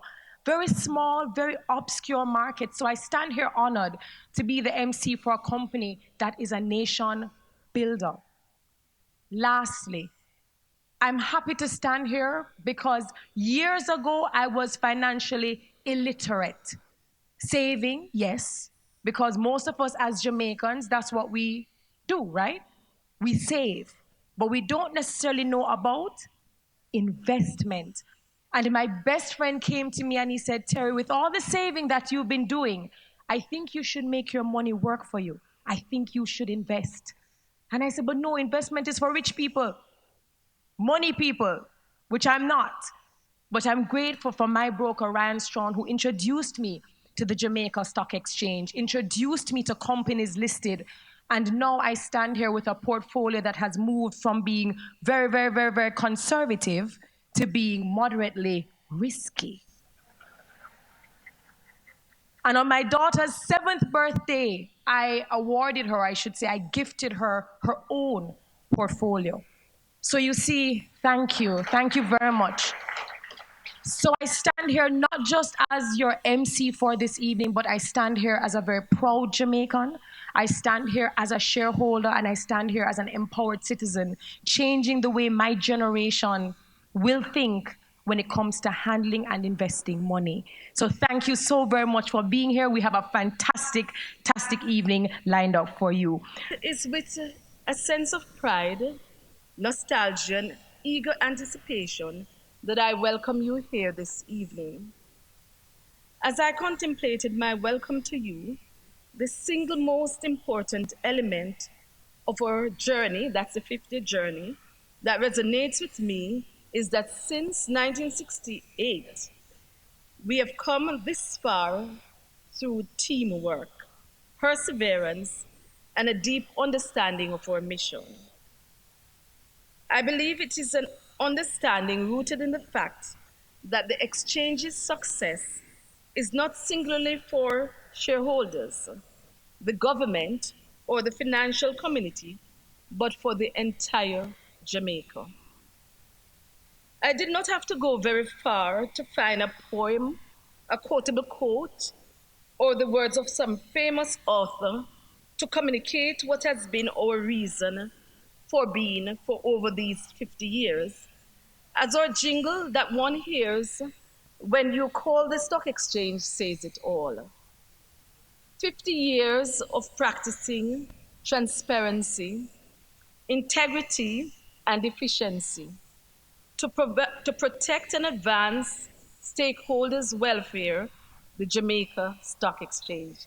I know many people are familiar with that jingle.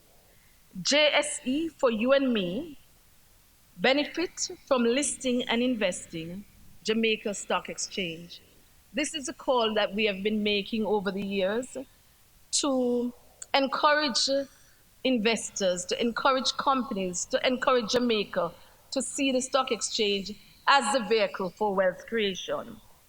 It is through these principles and the rallying cry that we have weathered the storm and embraced the victories of being resolute and militant and becoming the Jamaica Stock Exchange triumphant in accomplishments, especially that of being named the best performing exchange globally for 2015 and 2018.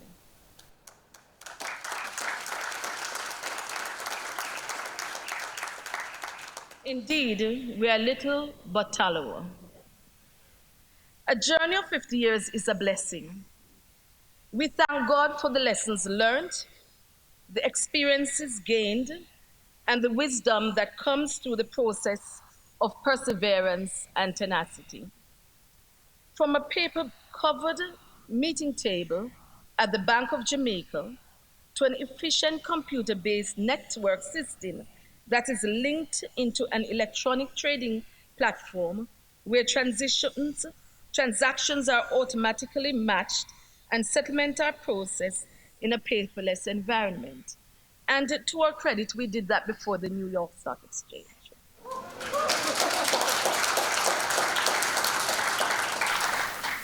From being a private, closely held mutual company to becoming a demutualized exchange with publicly held and listed shares. We have consistently made progress, and our highest points were when we demutualized and listed our shares on April 1, 2008 and July 23, 2013, respectively, and when we launched the junior market on April 1, 2009. I paused for that because I think it was a signal moment.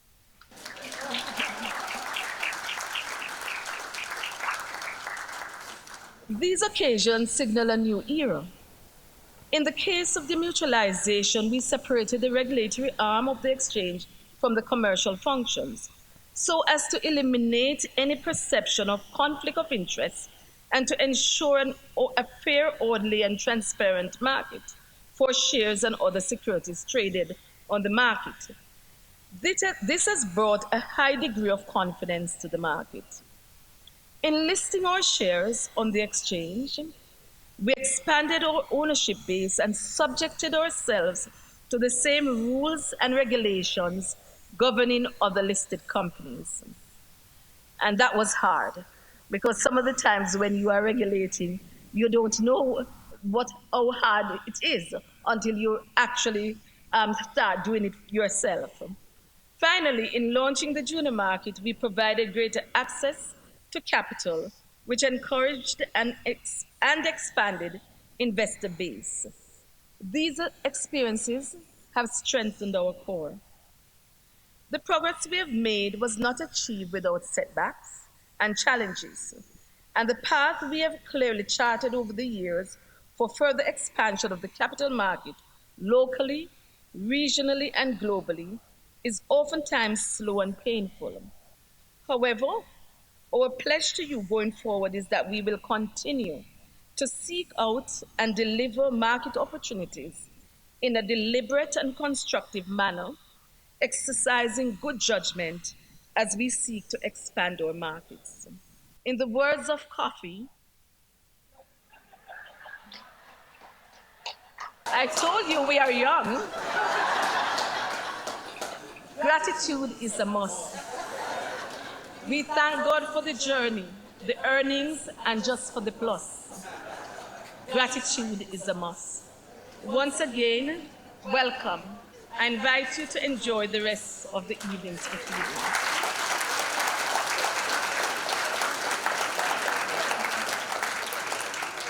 Thank you so very much for having us. And of course, gratitude is a must. A journey of 50 years for the Jamaica Stock Exchange. When we come back, the awards.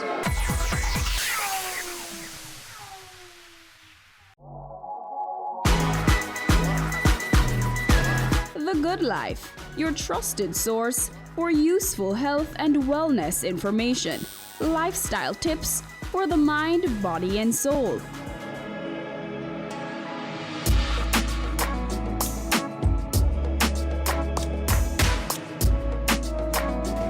Tune in Tuesdays at 8:30 p.m. on Business Access TV.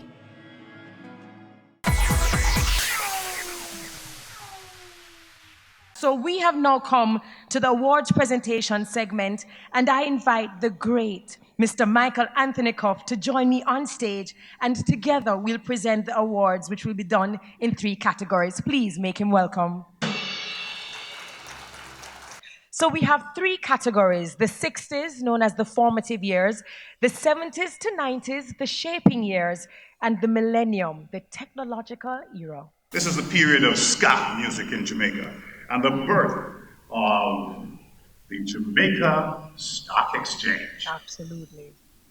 At this time, we pause to invite to the stage Mr. Ian McNaughton, chairman of the Jamaica Stock Exchange, who will present the awards to the recipients in this category. We begin with founding member. The first award is in recognition of his sterling contribution to the development and establishment of the JSE. He was a man of vision for the financial sector and was instrumental in helping to lay a solid foundation for the JSE in 1968, from which the exchange has grown strong, thanks to his early works and blessings over the years, even up to January 2019. He's dubbed by various names in Jamaica and across the world, but to the JSE, he's the architect and bridge builder of the Jamaica Stock Exchange.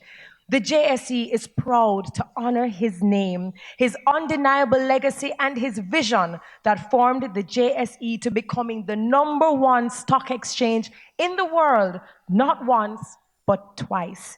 Ladies and gentlemen, it is with great honor and humility that we wholeheartedly present the first and most deserving award to the late, most honorable Edward Seaga, former Prime Minister of Jamaica. I invite you all to stand and join hands in applause as Mr. Edwin Mackey makes his way to collect the award on behalf of Mr.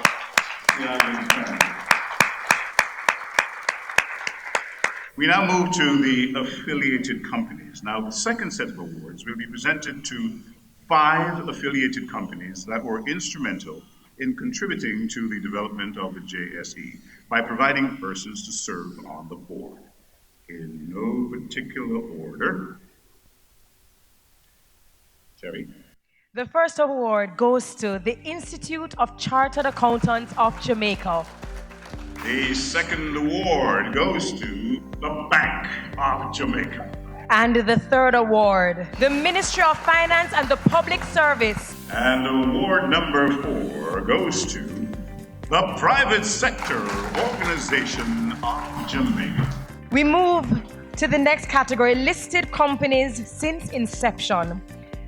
The third set of awards will be presented to 6 companies that have been listed on the exchange since inception in ranking order of seniority. The first award goes to Panjam Investments Limited. The second award goes to, I knew this organization, but it was just called the Bank of Nova Scotia Jamaica Limited. Now, these days, Scotia Bank Group Jamaica Limited. The third award goes to the Caribbean Cement Company. Award number 4 goes to Carreras Limited. And the 5th award goes to Salado Foods Jamaica Limited. So the 6th award will be given to the Cleaner Company Limited. And the 7th award goes to the Jamaica Public Service Company Limited. Okay, I don't believe we have a representative for JPSCO. So now we move to longest member dealer. Ladies and gentlemen, the award goes to NCB Capital Markets Limited, formerly known as Edward Gale and Company Limited. In this segment, awards will be given to those who have built on the foundation of the JSE and assisted in its shaping by making significant contributions to its growth and development. Now, the first award goes to a remarkable woman who is the first and only female chairperson of a stock exchange in the Caribbean. She's also the longest-serving chairperson of the JSE, leading the Jamaica Stock Exchange in this capacity from 1984 to 1986, and again from 1995 to 2000. Ladies and gentlemen, I speak of none other than Mrs. Rita Humphreys Lewin. So we now move to the longest-serving board members. The second recipient of this award is the longest-serving member of the JSE's board. This gentleman stands as the quiet colossus of the Jamaican stock market. Ladies and gentlemen, the award goes to Mr. Edwin Mackey, CD. The other awardee in this category goes to none other than Mr. Alvaro Casali, CDJP. This gentleman is the longest-serving board member of the Jamaica Central Securities Depository and the JCSD's Trustee Services Limited.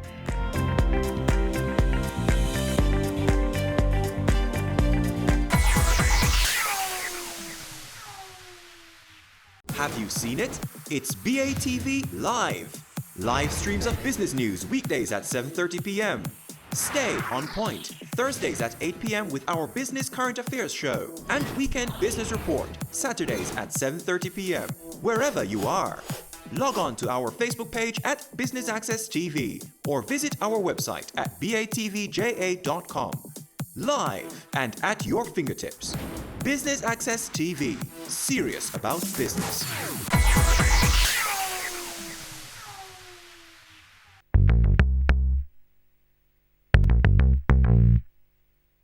Through the years here at the Jamaica Stock Exchange's 50 years in service, let's go back to more awards. Next, we have the third category. This is the millennium, the technology age. This category is to recognize those who contributed to the dynamics of catapulting into another age, the age of technology. Boy, I tell you. You know, these awards will be given to those who further continued to build bigger layers on what was already there, and who saw greater vision of possibilities as time evolved into another dimension. So we're going to now honor past chairman of the JSE. The first recipient is someone who was board chairman from 2000 to 2006. I speak of Mr. Roy Johnson, JD. Let us hear it for the board chairman who served from 2006 to 2011, Mr. Curtis Martin. We move next to the board chairman from 2014 to 2016, Mr. Alan Lewis. The next two awards will be presented to the persons who served as general manager of the Jamaica Stock Exchange's subsidiary, the Jamaica Central Securities Depository, JCSD, since its inception in 2008. The first of the two awards will be presented to the general manager who served the JCSD from 2003 to 2004 and moved on to serve the JSE in a similar capacity and subsequently to an even higher capacity. Ladies and gentlemen, I speak of none other than Mrs. Marlene Street Forrest, CDJP. The second and last award is being presented to the general manager who served from 2005 to 2017 and steered several ventures of the JCSD, including the birth of the JCSD's subsidiary, the JCSD's Trustees Services Limited. And that award goes to Mr. Robin Levy. This segment of awards is for those dubbed the architects of the junior market. They helped to carve and mold the ins and outs of the junior market, and it would not be possible for the junior market to be established without them. In recognition of your sterling contribution to the development of the JSE's junior market, we recognize this gentleman, the Honorable Audley Shaw.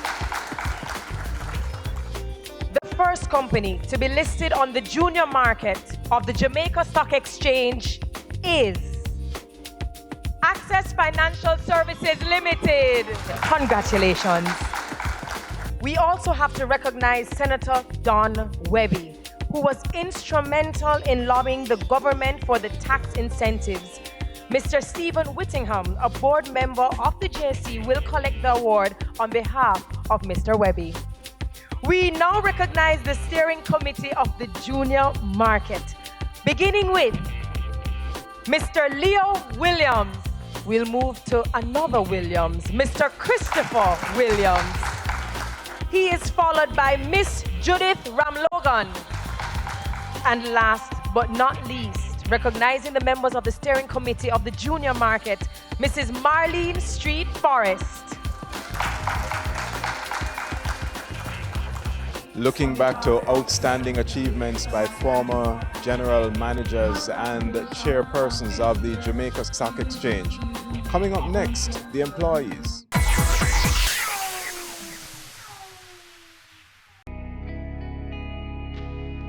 Our women are the backbone of our society. They deserve to be protected and respected. Domestic violence is not okay. Speak up and speak out. No more violence against women.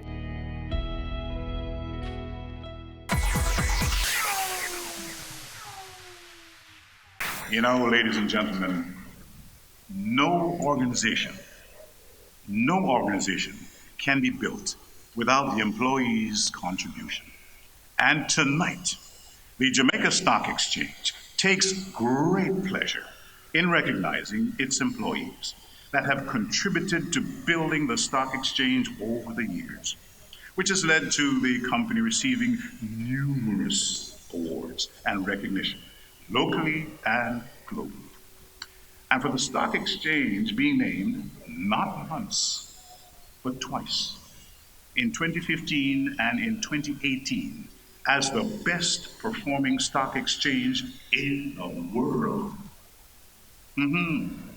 Ladies and gentlemen, please put your hands together for the staff of the JSE for contribution to the stock exchange 25 years and counting. This award goes to Mrs. Charlotte Eddie Nugent for contribution. This now is for JSE 20 years and over. Number one, Mrs. Doreen Parsons Smith. Next we have Mrs. Suzette White. As we welcome our next recipient, Miss Suzette Price. Let's make welcome Miss Michelle Serdar. Up next, Mrs. Annette Ferran Hedman. JSE has benefited handsomely, tremendously under her guidance and direction. I speak of none other than the inimitable Mrs. Marlene Street Forrest. So we move on to the recipients, and we honor them for their contribution to the exchange 15 years and over. Beginning with Miss Suzette McNaught. The next recipient in this category is Miss Ricalia Robb.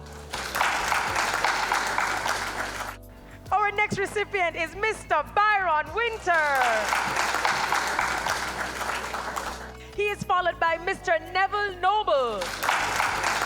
And closing out the category 15 years and over is Miss Tracy Winter. So we move now to the contributors to the stock exchange 10 years and over. We begin with Mrs. Cadil McNaught Hermit. Let us hear it for Mr. Andre Tulloch. And he is followed by Mr. Neville Ellis. Let us hear it for Mrs. Angela Bailey. Mr. Michael Johnson. And rounding out this category 10 years and over is Miss Monia Hibbert. Terry, I'm going to give your pipes a rest while I just take over here for the next category of JSE 5 years and over.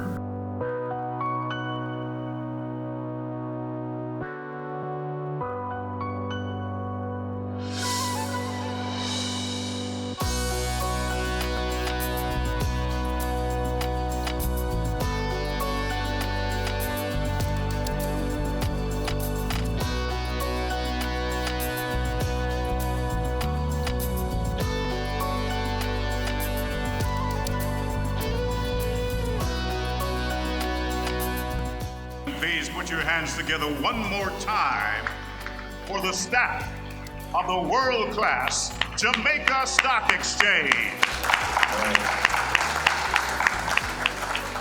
Ladies and gentlemen, this brings us to the end of your award ceremony. On behalf of Sir Michael Anthony Cuff and myself, congratulations on 50 years. We wish to see you do 100 and 100 and 100 more, and certainly keep on knocking down those barriers.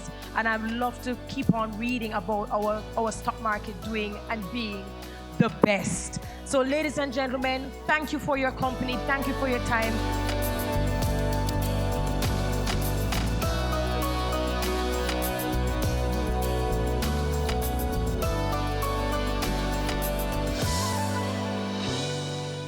We're with General Manager of the Jamaica Stock Exchange, Marlene Street Forrest. Indeed, an illustrious career, certainly with the Jamaica Stock Exchange, taking it to higher heights and global recognition. Your thoughts on the JSE at 50? Well, the JSE at 50, we have come a far way, we're a long way. And you know, what we have done is we are in the digital age. And I'm pleased that we are properly positioned for the next 50. Because it is important that we see growth and continued development. And the JSE is here in Jamaica, but we are positioned for the world. Globally, we are making progress.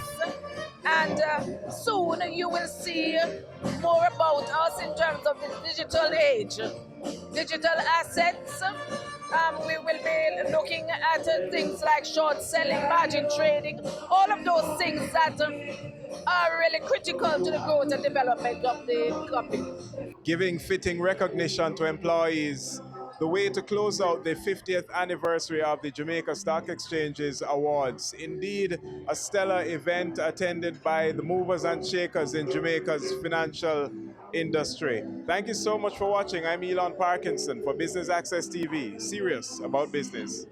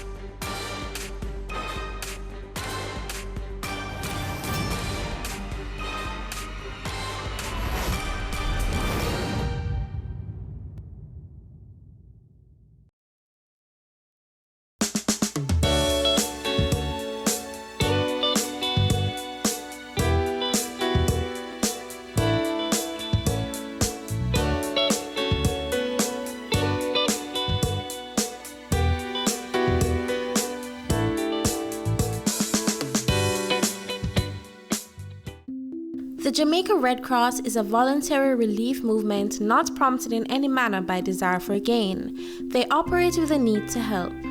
Caring Hands met with Dr. Dennis Edwards, president of the Jamaica Red Cross, at their visit to the community of Seawright Garden. The Jamaica Red Cross is a humanitarian organization, first and foremost, and it is one of the national societies of the International Federation of the Red Cross and International Federation of the Red Cross and the Red Crescent, actually. And we are an auxiliary to the government of Jamaica since 1964, which means that by way of law, statute of parliament, we are obliged to support the government in anything the government will require us to do with respect to humanitarianism, particularly so in times of disasters. Consistent with the mandate of our international movement, our broad objective is to save lives, reduce human suffering, and preserve the dignity of people under any and all circumstances. As a part of the international movement, we are one of 190 societies around the world, with the society's origin way back 150 years ago out of a military war type event in Solferino, a city in Italy, where our founder, Henry Dunant, actually was very concerned about the wounded on the battlefield. Hence, the International Federation of the Red Cross was formed initially to assist wounded soldiers. And then from that, it propagated all across the world and actually became involved not only in times of war, but in times of peace where people are suffering. We have as our mandate, or maybe I can say our pillars, 7 main pillars. Our first principle being humanity, which is to say that whatever it is that affects humanity, we are concerned about that. Our second principle is impartiality. Okay, so we do not discriminate against anyone. Once a person is in need, person is suffering, we are obliged to assist that person irrespective of their circumstances. We are also having as another of our major principles, which is of neutrality. We do not take sides. Okay, we do not take sides in any instance of conflict or any instance of relief. We just serve whomsoever it is are in need, and we look out for the most needy to actually engage ourselves. Then we also have another principle, which is independence. While we are an auxiliary to the government and we assist and all like that, in our territory here of Jamaica, we actually operate independent of any partisan, independent of any religious, independent of any thought of being biased. So we're independent in all of our activities. We're also pretty much as one of another of our pillars, principles, volunteerism. We are a voluntary organization, not driven for reward or any such thing. We are all about helping humanity for the sake of humanity, not for the sake of rewards. And then we also are orienting ourselves toward unity. We seek to have people united as much as possible for the welfare of people, of the suffering peoples, as well as for the welfare of maybe the whole world. Unity is a big pillar of us. And then, of course, universality. In Jamaica, as well as in all nations, there is only one Red Cross.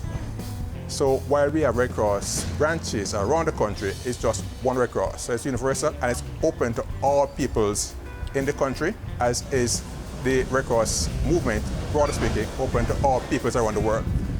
And there are 109 societies around the world, originated, like I said, from back about 150 years ago. And there are over 100 million volunteers and members in the movement around the world.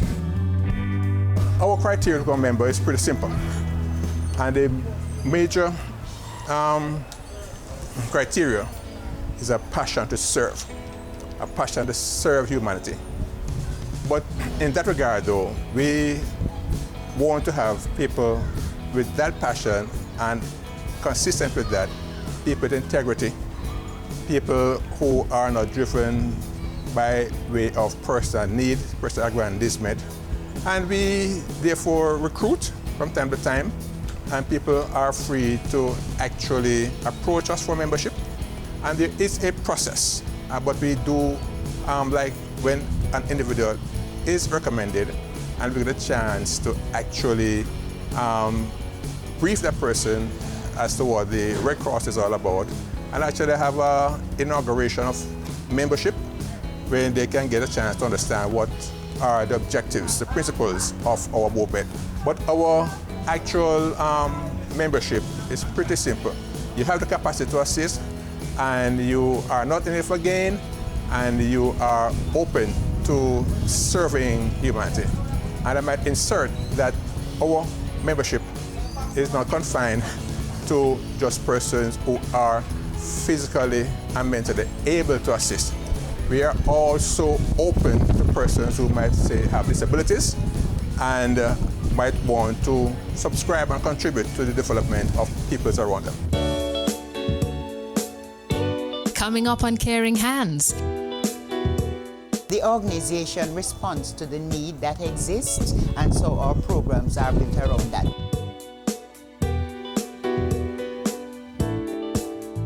Your business matters. Business Access TV offers you the most innovative and effective advertising solution for your business, specializing in B2B sales, cost-effective solutions, the customers you want, the repetition you need. No matter the size and nature of your company, your business matters. Call us at 876-618-2870 or email us at sales@batvja.com. Business Access TV, serious about business.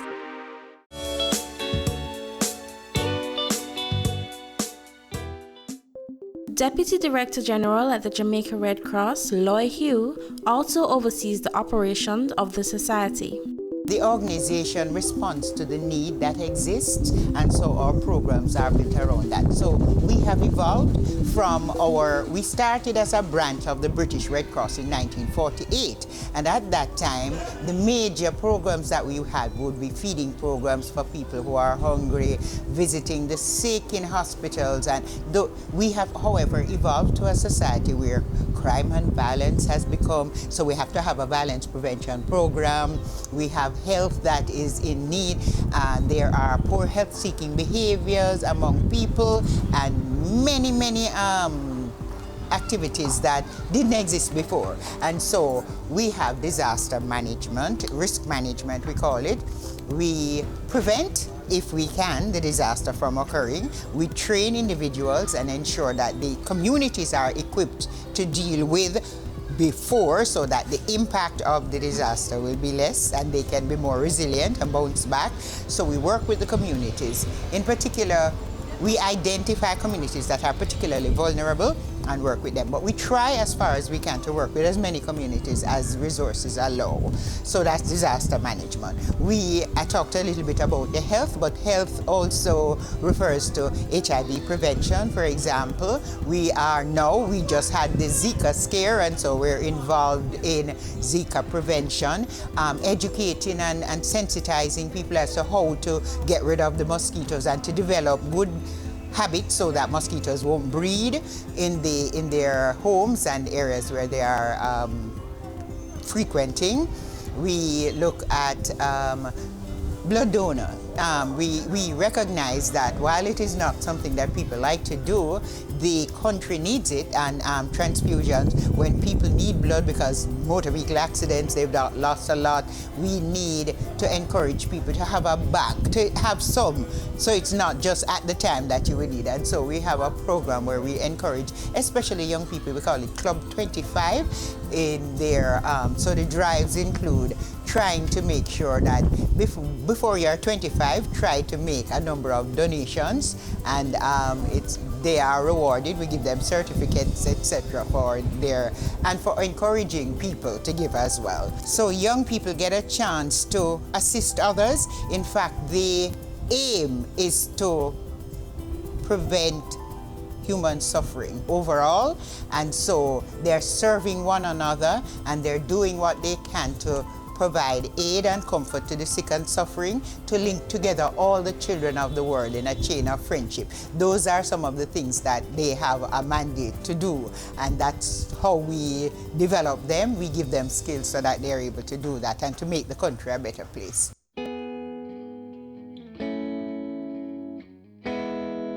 We did a little assessment of a number of communities when we wanted to start helping in various ways, and we discovered that this was a very vulnerable community on different fronts, so they needed assistance in different ways. The community disaster response, they wanted training in that and to be able to work, but they also have some poor health-seeking behaviors and some lack of some amenities that are critical to healthy living, and we work with them, but we're also working with them to appreciate and understand how to make change about the things that we are giving. So we're not just giving, we want you to learn and to understand why it is that that's important. So our field officer works on a daily basis with the community, working with sometimes with the youth, sometimes with the older ones, identifying persons who need skills, identifying, training them in first aid and other disciplines so that they can utilize it in the community. We again, because violence is an area that needs to be given all the attention we can, we want to reduce violence in the country. We want to in the communities as well, and once it becomes a part of you, then we can begin to see a change. So we were promoting, we're doing training in the community, but we also wanted to provide incentive, and in particular in Salt Spring, in St. James, that community has been identified with many different problems of violence and surrounding areas as well. And so we did the violence prevention training, working with the young people, and then offered a prize to the best essay and also the best poster that they could do.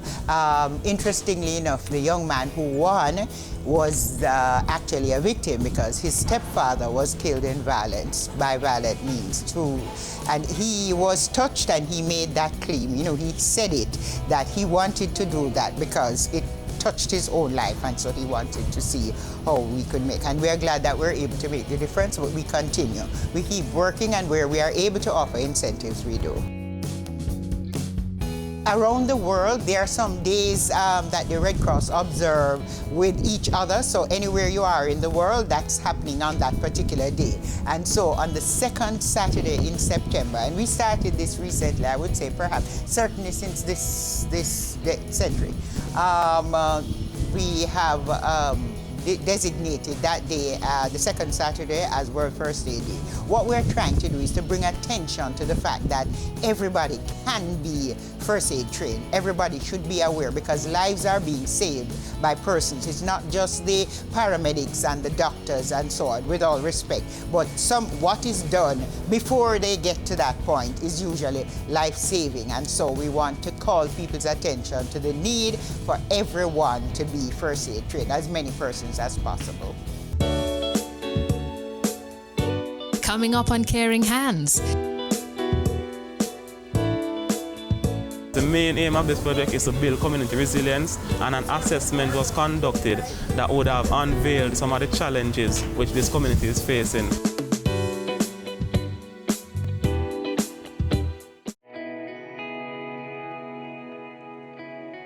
Every day you wake up, you have another opportunity to make this little island better, safer, a place where we all can be proud to call home.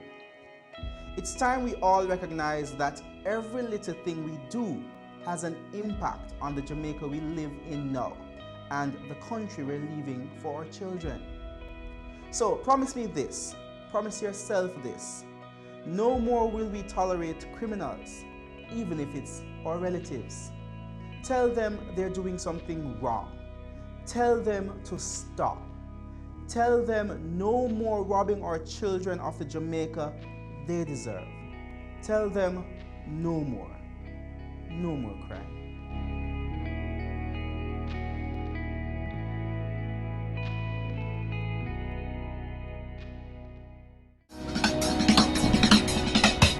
Cameo brings the creative industries to life, highlighting creatives in different fields each week. Art. My life surrounds art. I breathe, I eat art. Fashion. Food. Without a customer, we're nothing but four walls. Music. Film. Cameo, only on Business Access TV.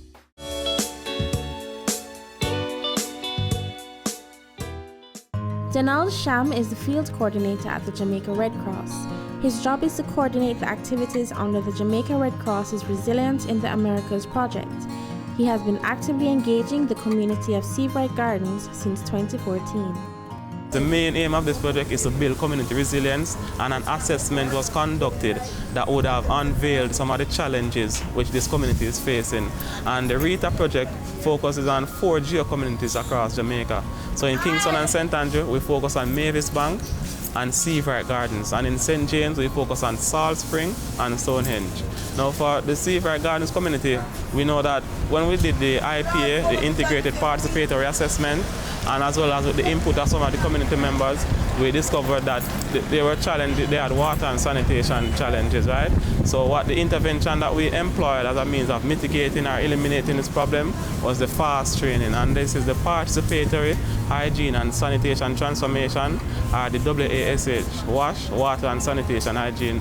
So these are courses, our training that we'll be conducting every month, and we have also done a complete course as well with the mother, the parents and everybody, but then we'll also be rolling out where we teach persons proper hygiene, water and sanitation practices so that we can eliminate the issue of transferring of germs and water, vector-borne disease and stuff like that, so we can tackle the hygiene and sanitation issues that we have been having in Seabright Gardens.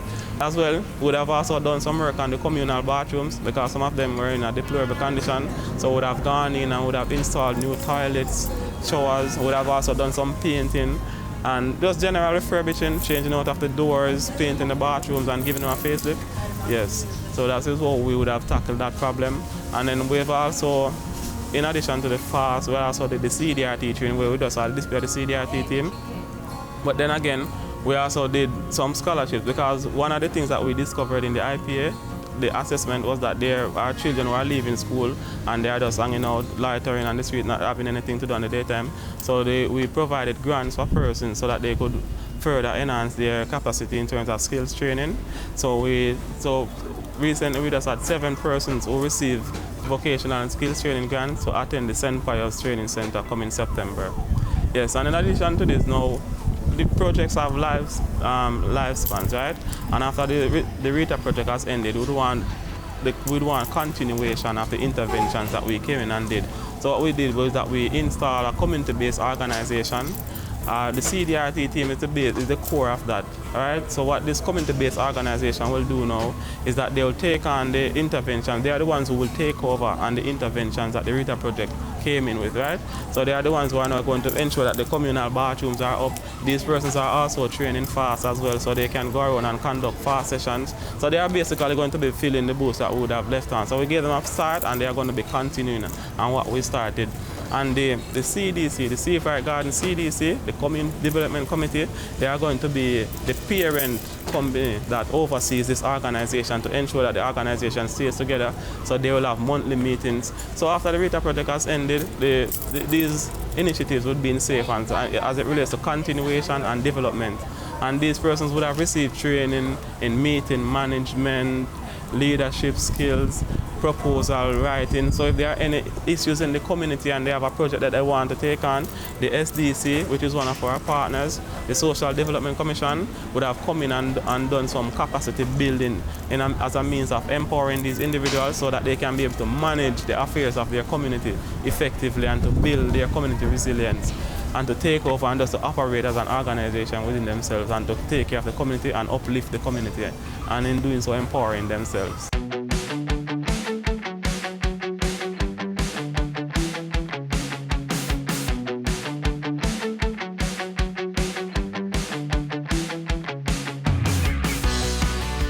That was a demonstration on the CDRT team. That was one of the interventions that the RETA project, the Resilience in the Americas project, has carried out in Seafright Gardens. As you know, resilience is about being able to bounce back after natural disasters. So the main aim of this project is to build community resilience.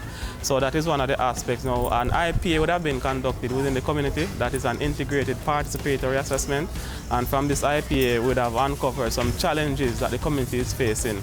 And one of the interventions that we undertook was to install a CDRT team in the community, just in the event of a natural disaster, that these members are able to act as first responders. So these persons are trained in first aid, light search and rescue operation, and the like. So in the event of a natural disaster, they are the ones who would respond first, because whenever you have a natural disaster, roads are deemed impassable and the other external emergency services may not gain immediate access to the community. So it is very wise that you have educated individuals in the community who can act in emergency cases and to cater for the community members until outside helps arise. So what we saw there was a display of the CDRT team members. They a fainting scenario where somebody faints and they put them in a recovery position. Yes, and as I said before, they are trained in light search and rescue operation, cardio, CPR, cardio, pulmonary resuscitation and the like. So these persons can act in the case of an emergency. And one of the successes that we have of this training was that these persons are certified first aiders. So outside of a disaster happening in the community, in the day-to-day running of the community, somebody may get in an emergency situation and yes, choking and as irregular fires, burnouts, and these persons are trained to respond in these scenarios. So this is in the essence, the true essence of building community resilience, because we have persons in the community who are trained in first aid who can cater for the community and act in emergency cases until outside help arrives. In the event of an emergency, someone gets a cut or there are burns and somebody needs emergency assistance, that kit is equipped with the necessities that can take care of that person in any emergency situation. Yeah, so that is basically the first aid kit, what it contains. Yes, and these persons are also equipped with CPR masks, so in the case that they have to do any cardiopulmonary resuscitation, they can put it over the person's head and do what they have to do. The persons get flashlights, they get a chainsaw, whenever, because in a disaster situation, you know, there may be trees or debris blocking the road, so this person can use the chainsaw to remove debris. They have the shovels, the machetes, the pickaxe that they can use to conduct their operation in the event of an emergency.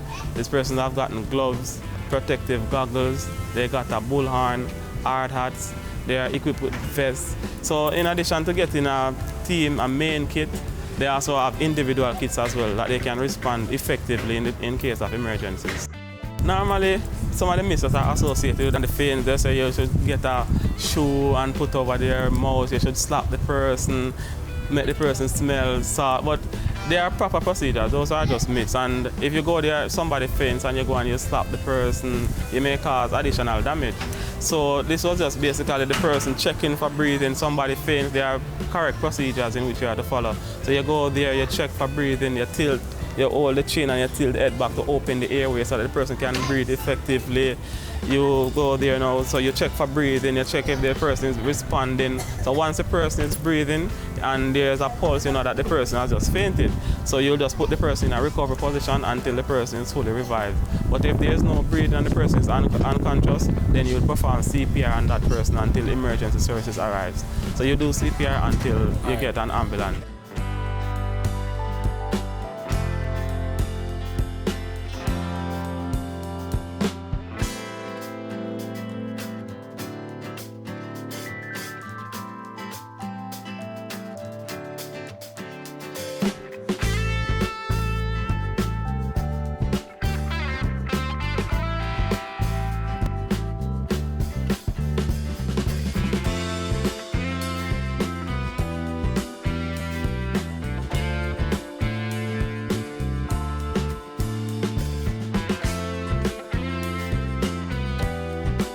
I wanted to be an educator because I believe that education is the most powerful weapon that can change the world. My dreams and aspiration is to one day become an entrepreneur where I can employ other persons and help to build the country. I wanted to go into development. I wanted to help people become better versions of themselves.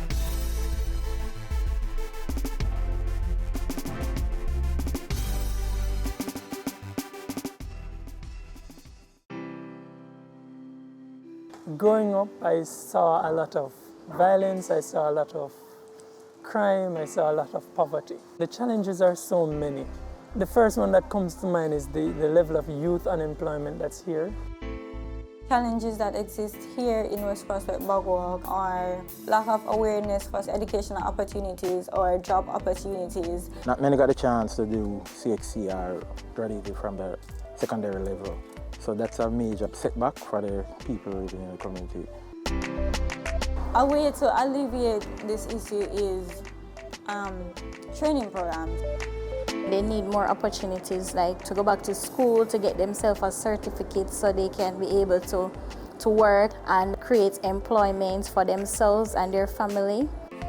Push more entrepreneurship opportunity, encourage these youths to be creative and innovative in what they do. Give them startup capital to start their business. Invest more in the youth skills and talents. The Poverty Reduction Program is funded by the European Union, and it really is a program that focuses on the most vulnerable type of communities, making communities safer, making citizens more healthy, better access to education. For European Union, investing in youth is an obvious choice. They are the future of the country. If we prepare them well, they will bring the change that Jamaica needs. That's why we invest in scholarships, internship, training in life skills and mentorship. I received a tertiary scholarship from PRP to attend the University of Technology, Jamaica. It meant a lot to me because I realized that somebody else believed in me and somebody saw the potential that I have and somebody believed that I could actually achieve my goal. I benefited by getting firstly an internship, and also they assisted my bachelor's degree financially. But critically, outside of the finances, the persons that were on the project, the motivation that they provided, etc., it really provided a huge boost. This is my third year at the MICO. This scholarship, it helped me to be able to focus only on my education here, because tertiary education is not cheap. I was placed at ODPEM on the one-year internship program. It was really good. It was an opportunity for me to prove myself, to give myself a service, and also to gain experience in the working world, and to also provide for my family. I plan to be an agent of change in my community by being a mentor, a leader, and a godfather for the youths growing up. Try to help them teach them a trade. You don't have to be rich to help. You don't have to achieve greatness to start. I contributed to my basic school by providing them with the necessary resources that they need, that I believe that in the long run, it will have a ripple effect on many, many persons. Professionally, I manage the Hope program, which is aimed at giving young persons the opportunity to, do what I did, basically, to get their foot inside an organization. Additionally, I also have a little small business that I try to employ young persons to learn a skill, etc. When you're persistent in life, when you're determined, when you're hungry for success, then you'll be able to accomplish and achieve anything that you want. It has changed hundreds and hundreds of lives. Not just my life, my family lives, my friends' lives, etc. I want to just urge everyone looking on to continue these social programs. These are the solutions to the many ills that we face as a society and as a country and even as a world. So thank you, and I challenge you, continue it. It's needed.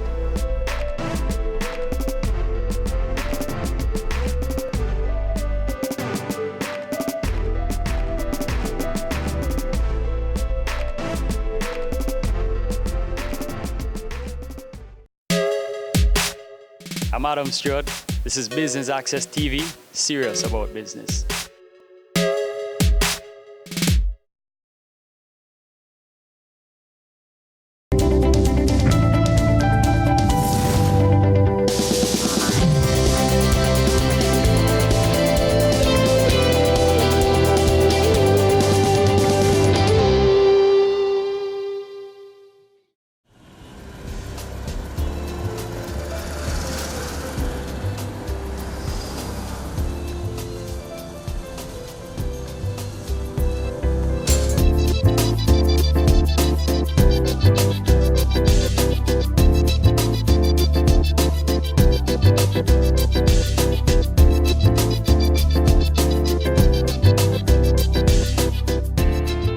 Hi, my name is Suzanne Wilson, and I'm the creator of the Ox System.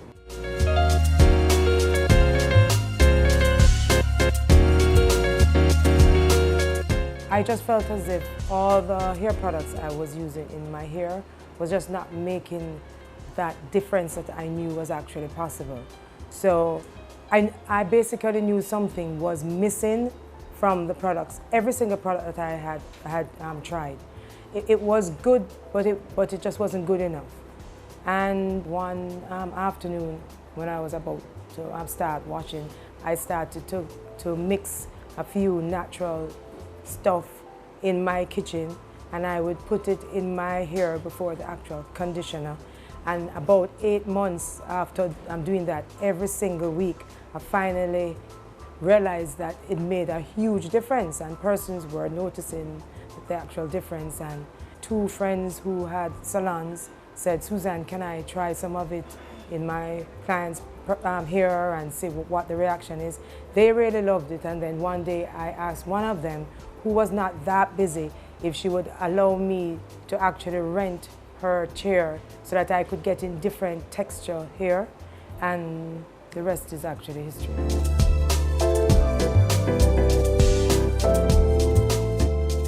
I started doing that in 2010, was when we actually chartered the business. But we really started marketing, social media and so on and so forth about 2 years now, because we were gradually, slowly adding to the hair care line just to make sure that we had a proper system in place. And I mean, we will always be adding, because there will always be things that are needed. We will improve on like something else, so we'll always be doing stuff with our products.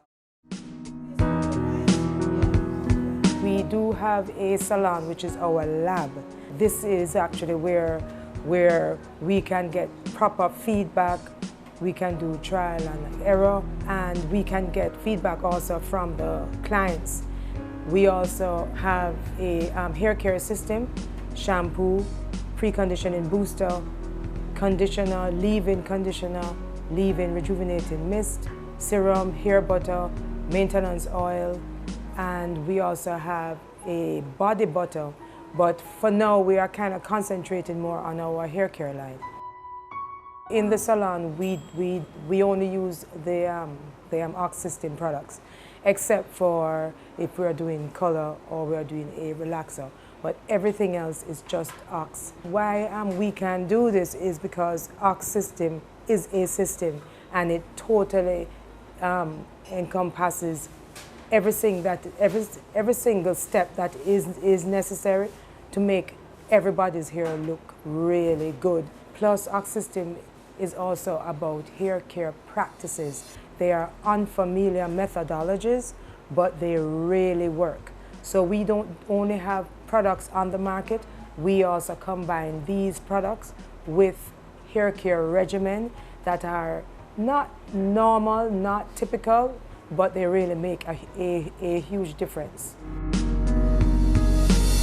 Initially it was OX, but then I realized that another company had the name, and I didn't know who was first on the market. So I said, you know what, how can I make it Ox, where you can still say Ox easily, where it flows off the lips, just add another X. So to be honest with you, there is really nothing to it. We cater to everybody. Doesn't matter whether you are Black, Indian, white, Chinese. It doesn't matter whether you are a man or a woman. And we also cater to children. It does not matter. Ox is for everybody. We were able to self-capitalize because remember that we just started with just one product. So it has been steady growth over the years. That initial capital was used to buy ingredients and for research and development, and then also, packaging and all of that. I would say that the feedback that we have gotten since Ox has been on board, initially, it was disbelief. For instance, even on our social media, we have before and have afters, persons have said that it wasn't true, that that these photos were retouched, is weave put in their hair and all of that. So we have a few disbelievers. Another thing too is that because our unfamiliar methodologies are so far-fetched, seemingly far-fetched, because they really aren't, they are facts, people tend to not want to believe it. Another thing too is we educate from the core. So we will explain to Black women especially, per se, that African textured hair is very fragile and very delicate. There are some people who believe that African textured hair is strong, which is the furthest from the truth.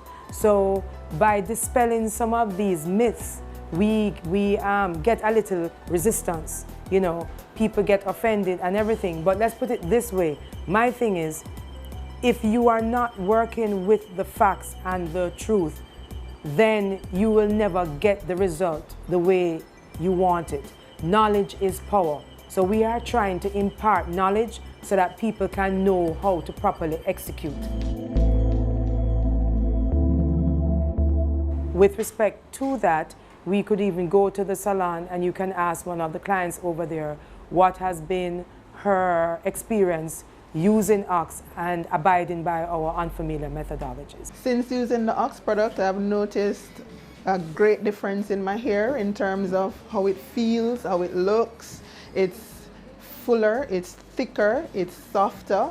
I've had a lot of compliments on my hair, and basically since coming to Ox, all we've been doing is using natural products. We no longer brushes our hair. We comb our hair like once per week, and it's been phenomenal. Natural fabulosity. Hi, I'm Carrie. For me, the Ox system has been phenomenal. I am very bad with my hair. I neglect my hair. I don't moisturize. I don't cover anything. And Susan will tell you that I come here with my hair in deplorable state. But whenever I come and she uses her products, my hair looks fabulous, as you can see now. And it's good for moisture. It's good for the texture of your hair. And I fully endorse the product. Since using the Ox products, I have really been happy with my hair.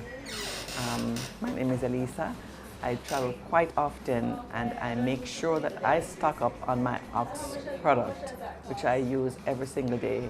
I didn't think I could go without brushing my hair, but as you can see, I haven't brushed my hair since starting using the Ox product, maybe about 8 months now. And I love my hair. I have friends from abroad who are asking me for the products, and I definitely will be in touch with Susan to get me some products. We do have profits, yes, but it is constantly being reinvested in the business. We are located at 9 Merrick Avenue, which is off South Avenue, and yes, this is a very good location for the business because we are central, and when you think about traffic and all of that, especially when we have clients who come in their lunch times, it's a very good location. The Ox team is based on my husband, Brian Sebastian, who is literally he's like part of our business. And then we have our Ox team at the salon, very dedicated staff, very loyal staff, and very also serious about what Ox stands for and the information we are trying to impart to everyone. For instance, Fadia, She saw us on Facebook. She was very interested in the befores and the afters. And she came, and she literally came just to purchase products, but she was so fascinated with the different executions that she saw as opposed to what she was trained to actually do, that she sat there for the whole day. And I said, if you wish, you may come and sit again tomorrow. And she did that for about 1 week. And then I said, well, since you already went to beauty school, would you like to help us? And she said yes, and she is still with us today. It has been over 1 year. A culture of professionalism, loyalty,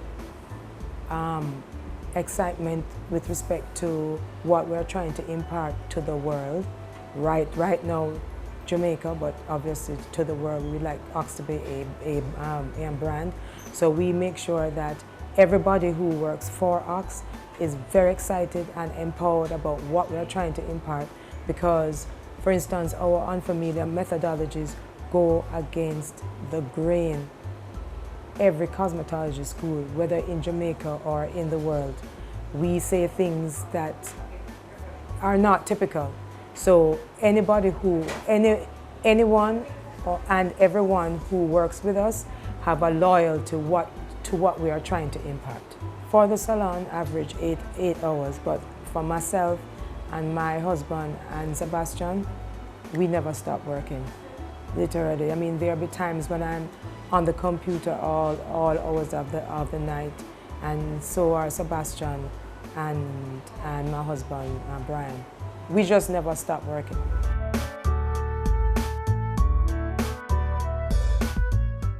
They say it takes a village to raise a child, but the world will one day need the leadership of that child. The time you spend with your child matters. It stimulates their minds and shapes the way they act. Talk with your children. Help them to better understand the world around them and to value what is truly precious. Above all, the most valuable gift you can give them is love. Play, talk, teach, love. Take the time. It makes all the difference. A message from the Parenting Helpline and Ad Council Jamaica. Have you seen it? It's BATV Live. Live streams of business news weekdays at 7:30 p.m. Stay on point Thursdays at 8 p.m. with our Business Current Affairs show, and Weekend Business Report Saturdays at 7:30 p.m. wherever you are. Log on to our Facebook page at Business Access TV or visit our website at batvja.com. Live and at your fingertips. Business Access TV, serious about business.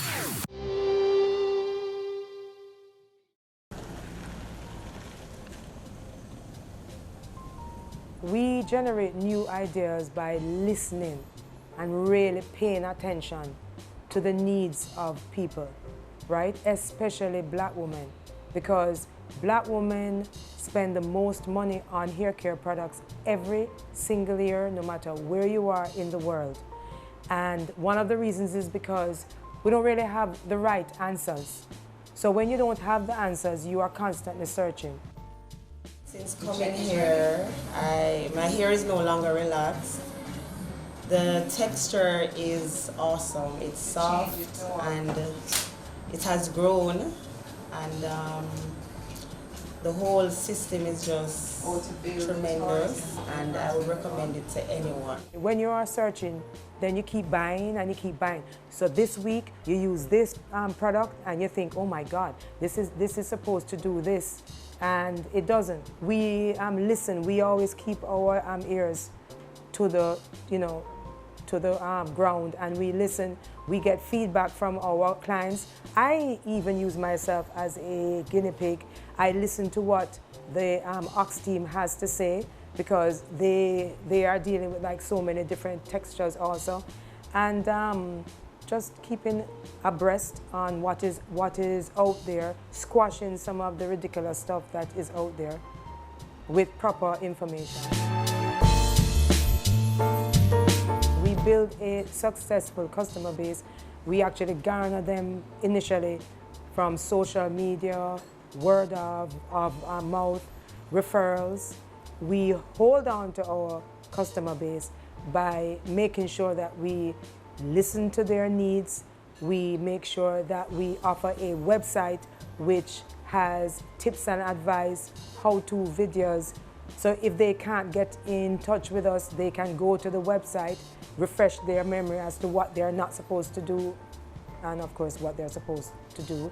It's 24 hours, obviously, it's a website. And like I said, we just really make sure that we listen to their needs and we guide them along the way, always. A huge challenge is our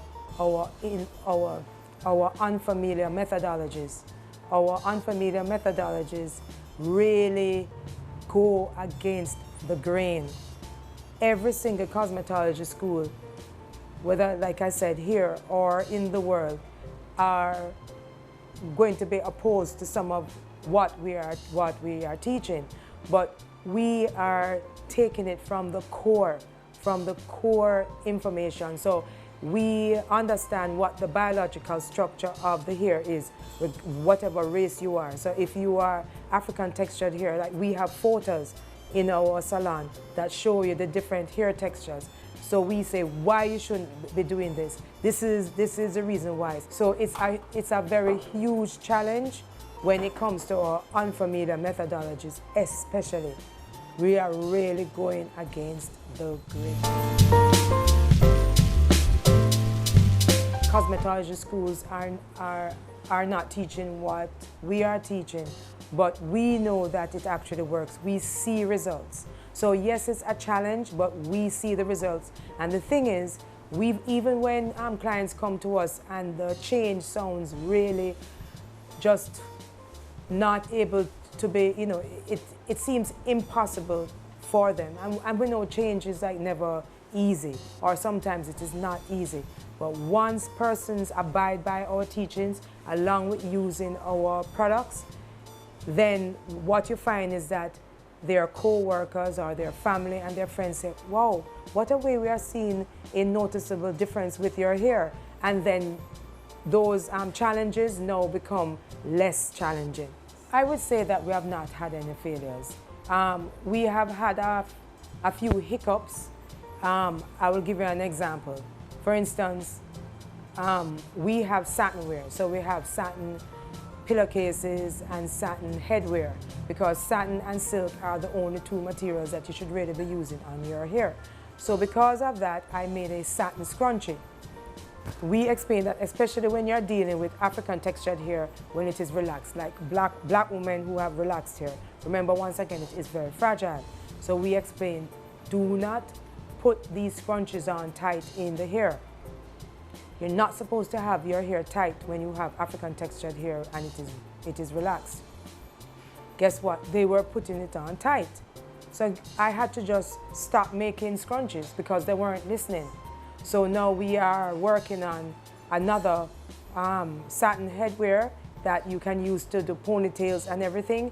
And it will be, even if you do try to make it tight, at least it will not be so damaging. So like I said, we don't consider them failures, we just consider them hiccups, and we make it better. First of all, we make sure that we listen to our customers' needs. We take note of whatever we do also, even executions on ourselves. So we are always listening, we get feedback, and whenever something is not working, because once again, we have that salon. Because we have that salon, we can, basically take care of something that is not working immediately. Like I said, it is like our little lab. And feedback, really paying attention. We really pay attention to the most minute execution. Our growth strategy is to always improve on our products. If we have to add products, we do that. Whenever we have to add to our tips and advice and our unfamiliar methodologies, and with respect to the longevity, we have a website, 24 hours, that has information, how-to videos, common hair issues, how to solve some of these problems with that. but the website is really comprehensive and adds a lot of information. And with respect to the longevity, we are also going to be teaching persons on what to do and always imparting our message out there. And we will also like to spread the word that, and we have had a couple hairdressers who have come to us, they would like to know more about Ox, and this is something that we would like to extend this message, that anyone who wants to learn how to use Ox so that their clients can also enjoy the benefits, you know, they can always contact us. Our information is on the website. Do I believe there's some form of a pattern? Just work, dedicated to work, having a passion, and always staying abreast on what is happening out there and what needs to be done. Always trying to fulfill needs. When you can fulfill needs and fulfill them with integrity, so you work with integrity and you fulfill needs with integrity, you don't put gimmicks out there and people can benefit from the results, that is exactly what we are about. We define success with improvement, people having smiles on their faces, people benefiting from the work that we put in. My greatest fear personally are lizards. No, we don't have any fear. We look on the challenges that Ox will face as just a little bump in the road, and we are just ready for the world, ready to make a difference.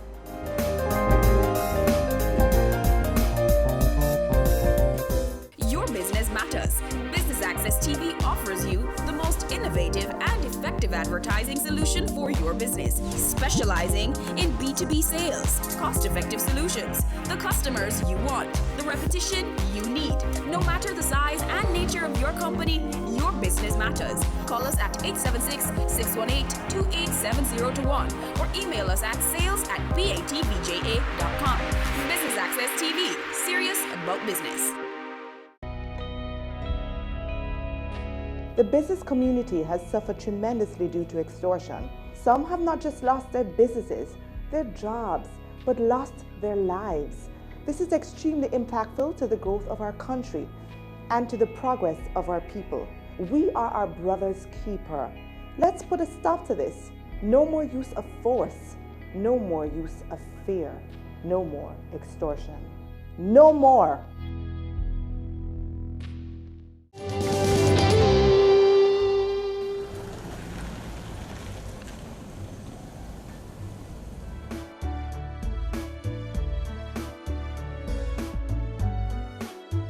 Ox team, we are motivated when we see results. We are motivated by the end results. And we just want to make a change.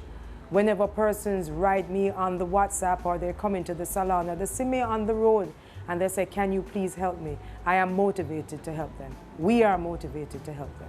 Hi, Ox heads and soon to be Ox heads. I've been using the product for about 5 years now, before the line expanded to having so many products. I first came to know about the product when I saw a young lady. Her hair looked so wonderfully beautiful.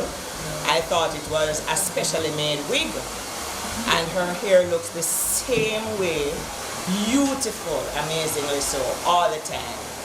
I drove from St. Catherine to Kingston to meet with Suzanne, and she gave me a thorough run through about it was a preconditioning treatment at the time, now called Booster. The value of that being to restore the natural pH balance of the hair so it is most receptive to what you are doing. What stood out to me the most on my first visit was that it was different. I liked the experience, I liked the fact that they were very gentle on my hair. Well, my greatest inspiration is my grandfather. He's no longer alive. I would say just people around me. I'm just motivated when I see other people motivated also, especially my Ox team. They are so motivated that sometimes when I'm so tired, because as I said, we have not had a vacation for such a long time, but when I see everybody just working and getting excited, I'm motivated by that. We are unique in the sense that we educate people.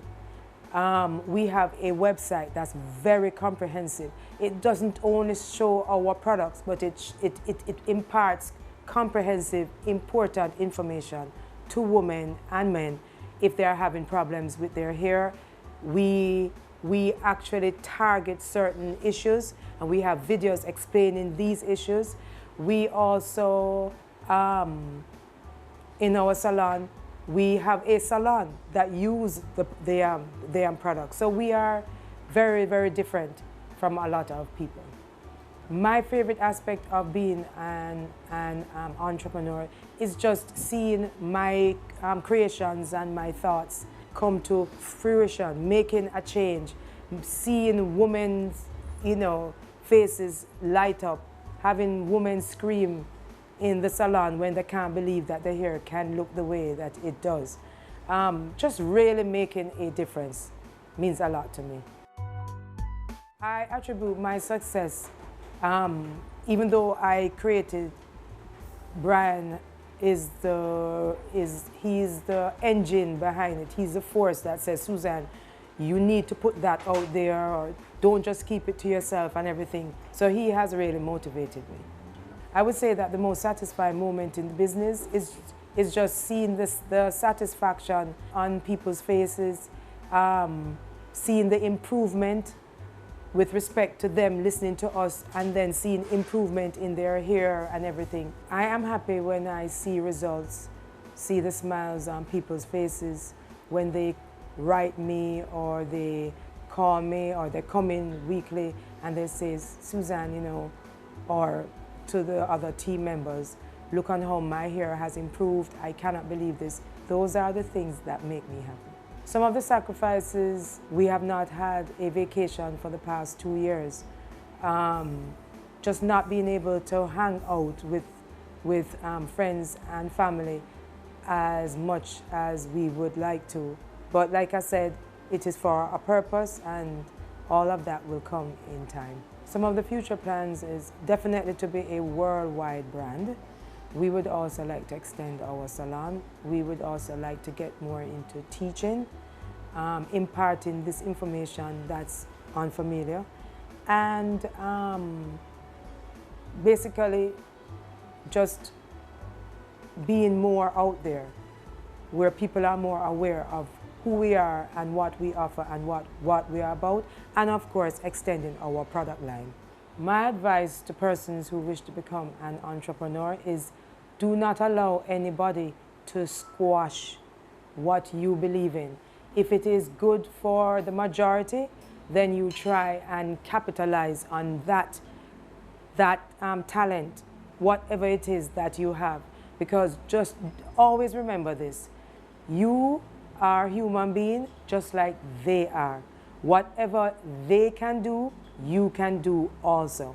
It is very important. That's the way how I live my life, and that's the way how I view others. Nobody is better than you are. So just do whatever it is that you believe in. Do not allow anybody to squash that dream. Don't do it. And that is something I mean 100%.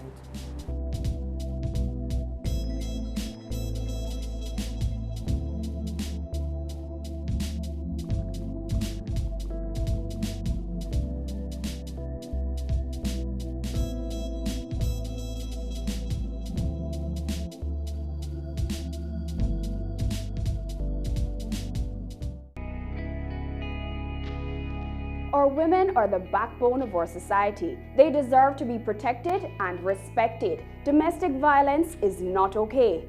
Speak up and speak out. No more violence against women.